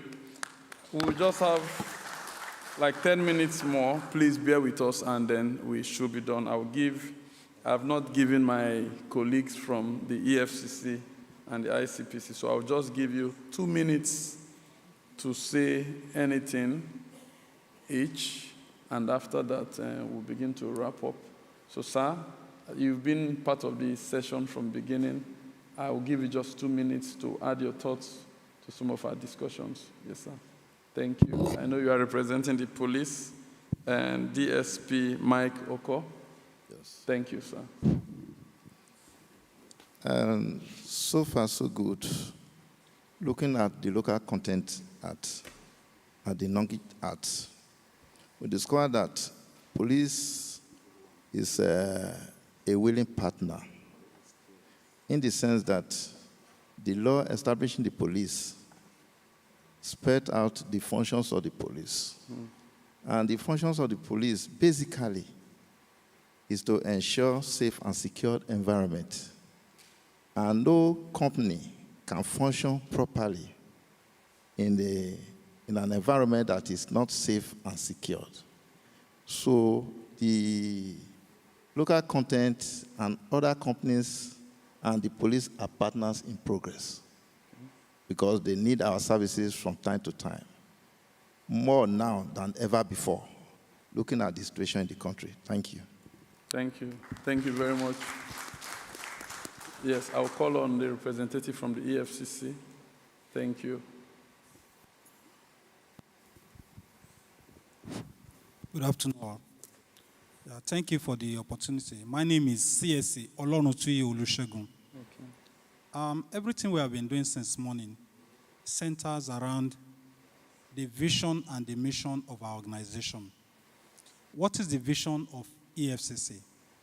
Our vision is simply to eradicate economic and financial crimes in all perspective.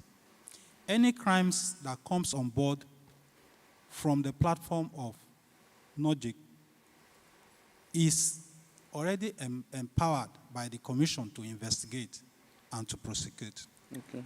The mission is to eradicate Economic and Financial Crimes Commission through prevention, enforcement, coordination, and collaboration, an aspect of which is what we are doing here today. If you look at happenings around our nation, we can see that the local content organization and economic and financial crimes as a commission, we cannot be segregated from the total activities affecting our nation vis-a-vis the incursion of terrorism. Now, the recently passed Money Laundering Act has increased the purview of the Commission by domesticating the Special Control Unit against money laundering under the Commission. If we integrate this into activities that borders and affect the activities of the local content that we're discussing, the non-compliance of the operators, contractors under the local content has a long-run effect on the nation. And where a contract has been executed and payment has been made to an organization or a corporate body, and there is an infraction, there is violation as regards the statutory responsibility to the local content organization, you and I can now begin to have a thinking as to what is responsible, where is the funds directed to, could it be? So this requires the Commission to look into all these activities. I think on this, I want to say thank you. Thank you. Thank you so much for that. We'll call on the representative from the Nigerian Army. Thank you, sir. Yes, I'll just talk on compliance and enforcement. I will take our mind back to the question that one gentleman asked the EFCC chap about who is the first point of call if there is an incident. I'm happy with the question, the answer that the chap provided, that the police, because you know, in Nigeria, the army has been so much involved in roles that are not ours. Our main role, as enshrined in the Constitution is the protection of the territorial integrity of the country. But because of so many insecurity everywhere now, we seem to be involved in other roles aside our own. Because the first point of call is supposed to be the Nigerian police. And where the police is not able to, to handle any situation, there's a procedure of handing and taking over, whereby through the appropriate instruction by the CNC, the responsibility will be handed over to us. But if you see nowadays, we are just everywhere, carrying out responsibilities of the Nigerian police. Anyway, we are doing it, and we are doing it quite fine. And why is it like that? Why have we perfected it? It's because of the visions of our commanders, vision, or like the vision of the Chief of Army Staff. The present Chief's vision is a Nigerian army ready to accomplish a assigned mission in a joint environment in defense of Nigeria. Jointness. The army now preaches jointness. And jointness is in the sense that we carry out courses, operations, training with all other security agencies so that we can get used to each other's roles, so that we know, you understand, how to assist each other in case of any eventuality. Like probably first week of next month, we have one exercise that we are going to conduct in Yenagoa here. And we have invited virtually all the security agencies to take part and know how we operate.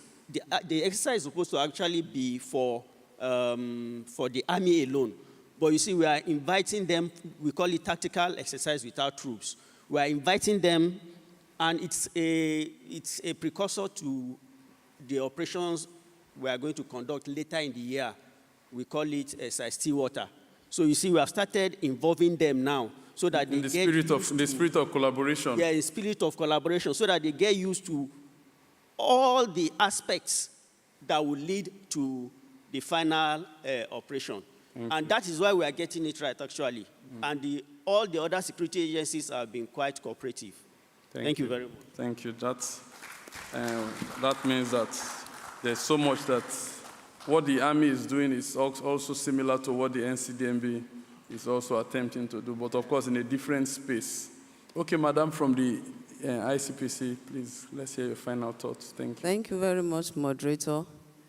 I want to add that the ICPC under Professor Owasonye has taken the fight against corruption to a new level.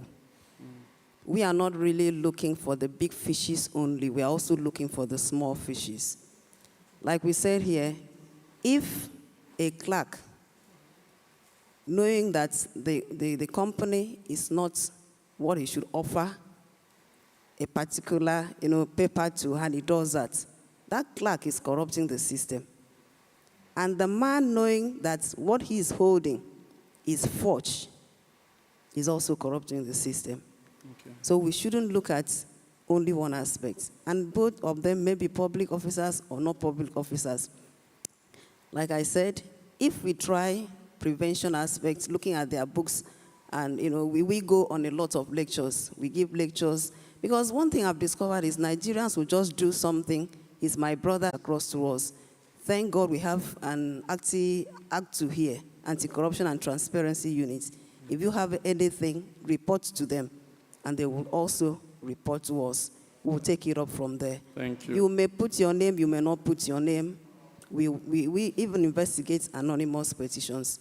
Thank you. Thank you. And just to add, if you listen to one of the presentations, they pointed out that there have been instances where companies bypass the NCDMB to get this expatriate permit quota from the other ministry. And I think maybe you may take that feedback back. I don't know if the DLS will communicate with you further on that, because there may be something worth investigating there. How are they able to get this expatriate quota in violation of the Nigerian Content Act? Please feel free. That is something you may look into later. Thank you, ma'am. So in summation, Madam Rose, can we hear your concluding thoughts? Again, thank you. I had wanted to ask you about whistleblowing and all that, but because of our time, but you can just conclude. Okay. Yes, ma'am. I want to say that it's not just these law enforcement agencies that are essential to compliance and enforcement of the provisions of the Nigerian Act.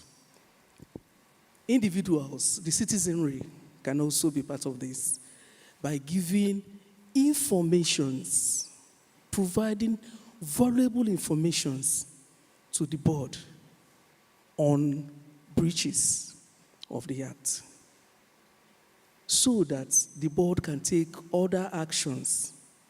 And I know from what happened is that the board had benefited immensely from such informations of breaches. Because there is this saying that people think that the board is not doing enough. They will point out at the big shots, the big oil companies, and pointing out that they're doing a lot of things. But how can the board be able to take care if they don't have all the facts? So I'm aware that the board had very important information had been provided to the board. And the board had a very, very practical website where you can even give anonymous informations. And I'm aware that the board had investigated those informations, found some of them very, very important, and kicked up their investigations and brought those people into compliance with the provisions. Thank you. Thank you. Thank you. Thank you so much. Thank you, ma'am.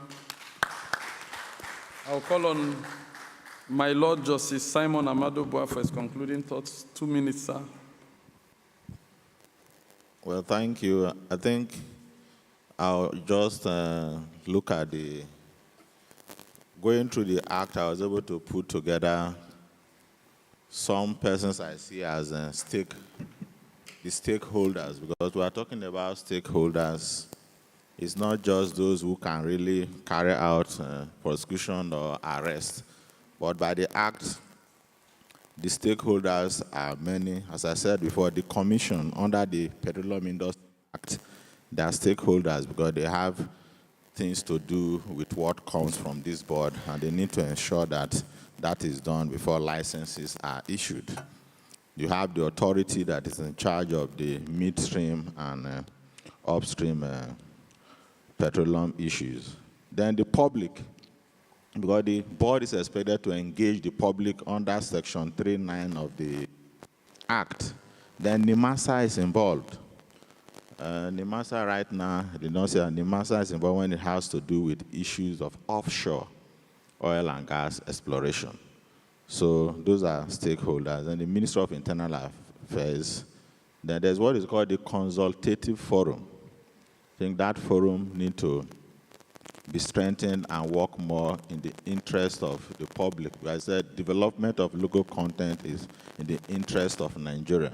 So in doing so, all are involved. Of course, the judiciary, then the National Assembly. Because when it comes to the issue of amendment to the schedule, that is one important aspect, because for the law to be dynamic, the process of amendment of the schedule that indicates both the categories and possible fees and fines need to be updated. If possible, amendments should be made in a way that the process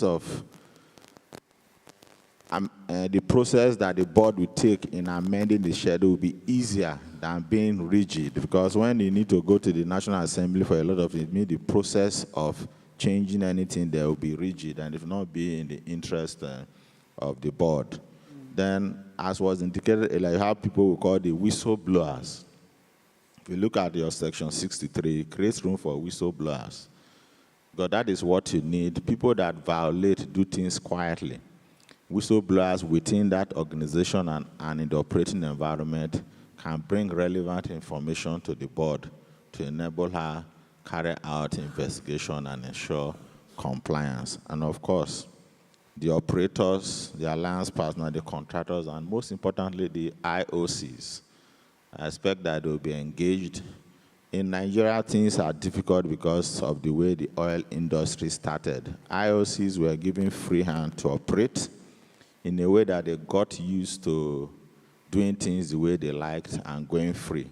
So every attempt at ensuring that the status quo does not remain, that Nigeria gets some benefit, is always resisted by the IOCs. If you look at our Petroleum Industry Act, they resisted it until what you have today is like a draft by the IOCs. That is the reality. You see, in oil industry, when you say good international practice, it's as good as nothing. We all know that in the extractive industry, the word is industry best practice or international best practice. That is the phrase, international best practice, not good international practice. Anything that brings oil from the ground is good, whether it is environmentally safe or whatever. And that is the standard Nigeria has given to the oil industries, to apply good international practice, which is to the benefit of IOCs, so that when they operate in whatever standard they like, and you take them to court, you cannot hold them accountable because the method used would have been a good international practice, even though it is not best international practice. Thank you, sir. So that is what we have in our law. So we need to engage. I know that they'll be resisting most of this, and we need to engage them so that the local content development will move forward to the 70 we are looking at. And of course, civil society is very important in pushing some of these things that is in the interest of society. So these are all stakeholders that the board need to engage in trying to achieve the purpose of its existence. Thank you. Thank you so much. Thank you so much for that contribution. Just to add that after this Nigerian Content Act was enacted in 2010, many other African countries have tried to emulate Tanzania, Ghana, Uganda. In fact, what they have is virtually reproduction. They just vomited what we had. But I like what Ghana did, just like my Lord was pointing out. Ghana, they housed their law not in the principal statute, but in a regulation. And so that makes amendment easy. So they have a Petroleum Act that empowers the minister to promulgate these regulations. And so their local content law is almost exactly, I could say, 95% of what we have, but it is in the body of a regulation. And so where there is need, you will not have to go through the whole hog of, amendment and all that. The minister can easily meet with stakeholders. And I think that is something Nigeria may also want to look into. It will help the work of the board going forward. So, my Lord, Leonard SAN, I don't want to murder your name. Please let's hear your concluding thoughts. We'll just give you 2 minutes. 2 for 2, sir. Thank you. I will pick up from the last topic touched, which is legislative intervention. I think the oil and gas industry is dynamic.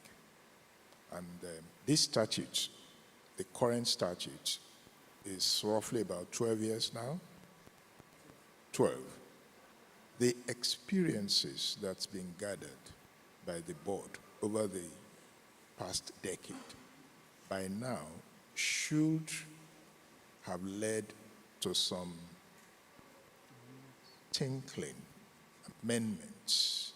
But legislative amendment is a very cumbersome, slow process. So I would advocate, and I think there are 1 or 2 provisions in the current act that could be used as a tool to do that tinkling. I think the ES might consider making recommendations to the council and the board itself to introduce a set of regulations to update on the current act without necessarily creating a problem or friction with the National Assembly. So I think that should be looked into as quickly as possible. Okay. There is room for those amendments. Thank you. I think when Mr. Nabot will talk last, and I think he will be able to point out that there have been some regulations. There have been some regulations of late, but I'll give him room. So, Professor Emiri, let's hear your concluding thoughts, and then we hand over to Mr. Nabot to conclude. I'll just say quickly that in an industry that is moving, where technology is moving, the law cannot remain stagnant. There's a need for the ES to set up a think tank so that we can look at areas where the schedules can actually be amended and where the process for amendment will be less cumbersome than going to the National Assembly. That will be something that will help the board to monitor compliance with the regulation. Thank you. So lastly, I'll call on Mr. Nabot to give us his concluding thoughts, and then we will be through with this session. Can someone hand over the mic to him? Thank you. Okay, let me conclude this way. First, that Nigeria is actually at a tipping point. This country is at a tipping point, and it is in this position because of the level of insecurity and the level of unemployment situation in this country. And local content provides a sure answer or recipe to save the situation, which is why this type of conference is critical to let all stakeholders understand that all hands really need to be on deck for us to promote Nigerian content practices in the oil and gas industry from our various spheres. That leads me to the next point, that local content, that point was made by the Executive Secretary in his presentation, is a marathon. It's a race. It's not just a sprint, it's not a dash. What it implies is that if you want to travel far, as an African proverb says, if you want to move fast, you move alone. But if you want to travel far, you have to move in the company of others. So Nigerian Content Board wants to be on this trajectory to practice sustainable local content, and this is why we are consistently and constantly bringing in stakeholders who we believe need to travel with us to support us in this journey. The last point I want to make is about the role of private citizens. I'm drawing this inspiration from the remark from my learned sake, based on the experiences of what he's seen in most of the litigations where the board is dragged into lawsuits. I have read quite a few of them since I came on board, and I'm actually very disturbed by most of the prayers. Most of the involvement, joining of the board looks unserious, look to me some form of misjoinder without actually disclosing a proper course of action.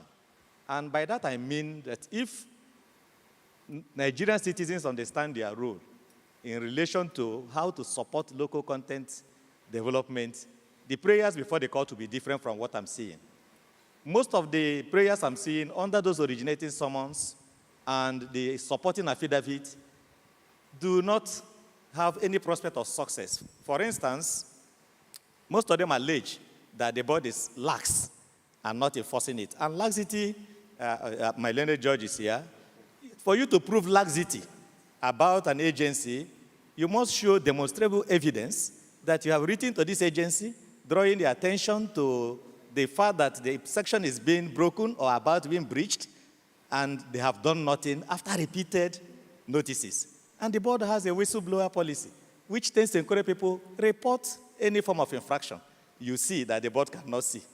But instead of utilizing that platform, what we see is attempt to demarcate the board, frustrate the board, discourage the board, to suggest that the board is complicit in the infractions or complacent or completely negligent, which is not true. Because when you read some of the sections they rely on, for instance, Section 15 of the Logic Act says, give full and fair opportunity to Nigerians in contracting processes. And somebody is relying on that without disclosing, without rather realizing that Section 17 says that any contract, subcontract, or PO that the board will get involved is the ones exceeding $1 million. And in all the affidavit I've read, I've not seen any of the claimant showing that this contract value is within your threshold to review.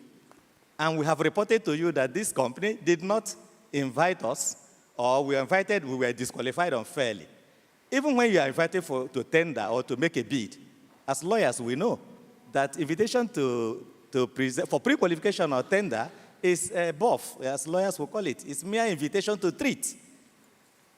It is only when you submit your bid, and your bid constitutes like an offer, which the companies are at liberty to accept or reject. In fact, if they say your price is higher, it constitutes a counter offer, which means the offer presented has been nullified. So there is need, therefore, for proper public education so that private citizens will understand the intent of the law and see the best way to support local content attainment. Thank you so much. Thank you very much. So, ladies and gentlemen, I want to thank you for your time. I will hand over to the MC. Thank you once again. Thank you. Yes, panelists, you are okay. Panelists, I want to thank you. I think we can take a group photograph and then we should be done. Thank you. Thank you.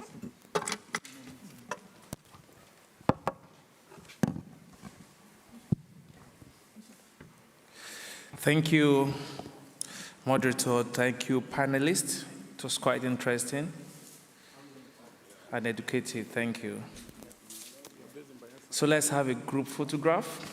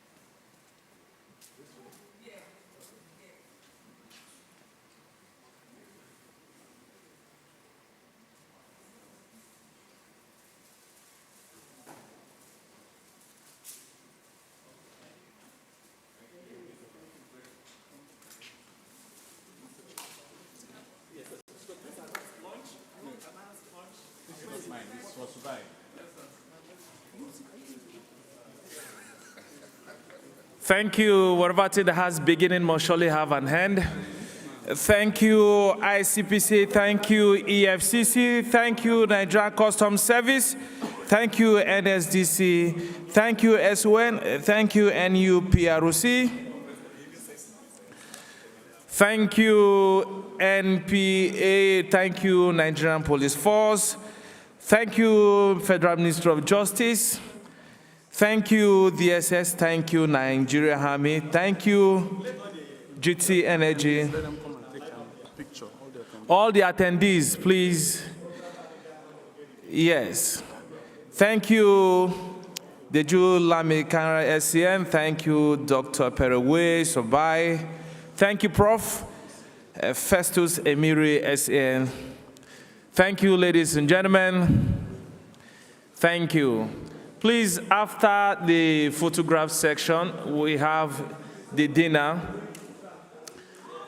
And the NCDMB staff, please allow our guests to have their meal first. Yes. Let them take their meal first, then we, the guests, please allow us to take the meal first. Thank you.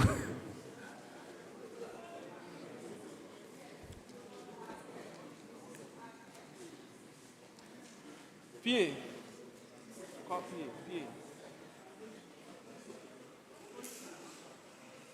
PA, please, one picture, please. Thank you. Do your work finish. Please, nah.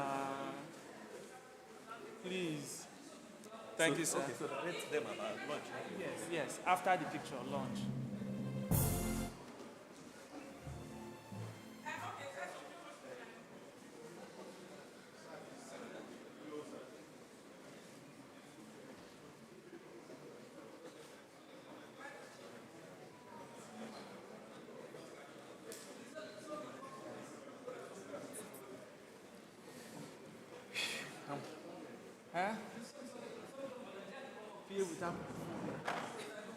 I feel no console doing work.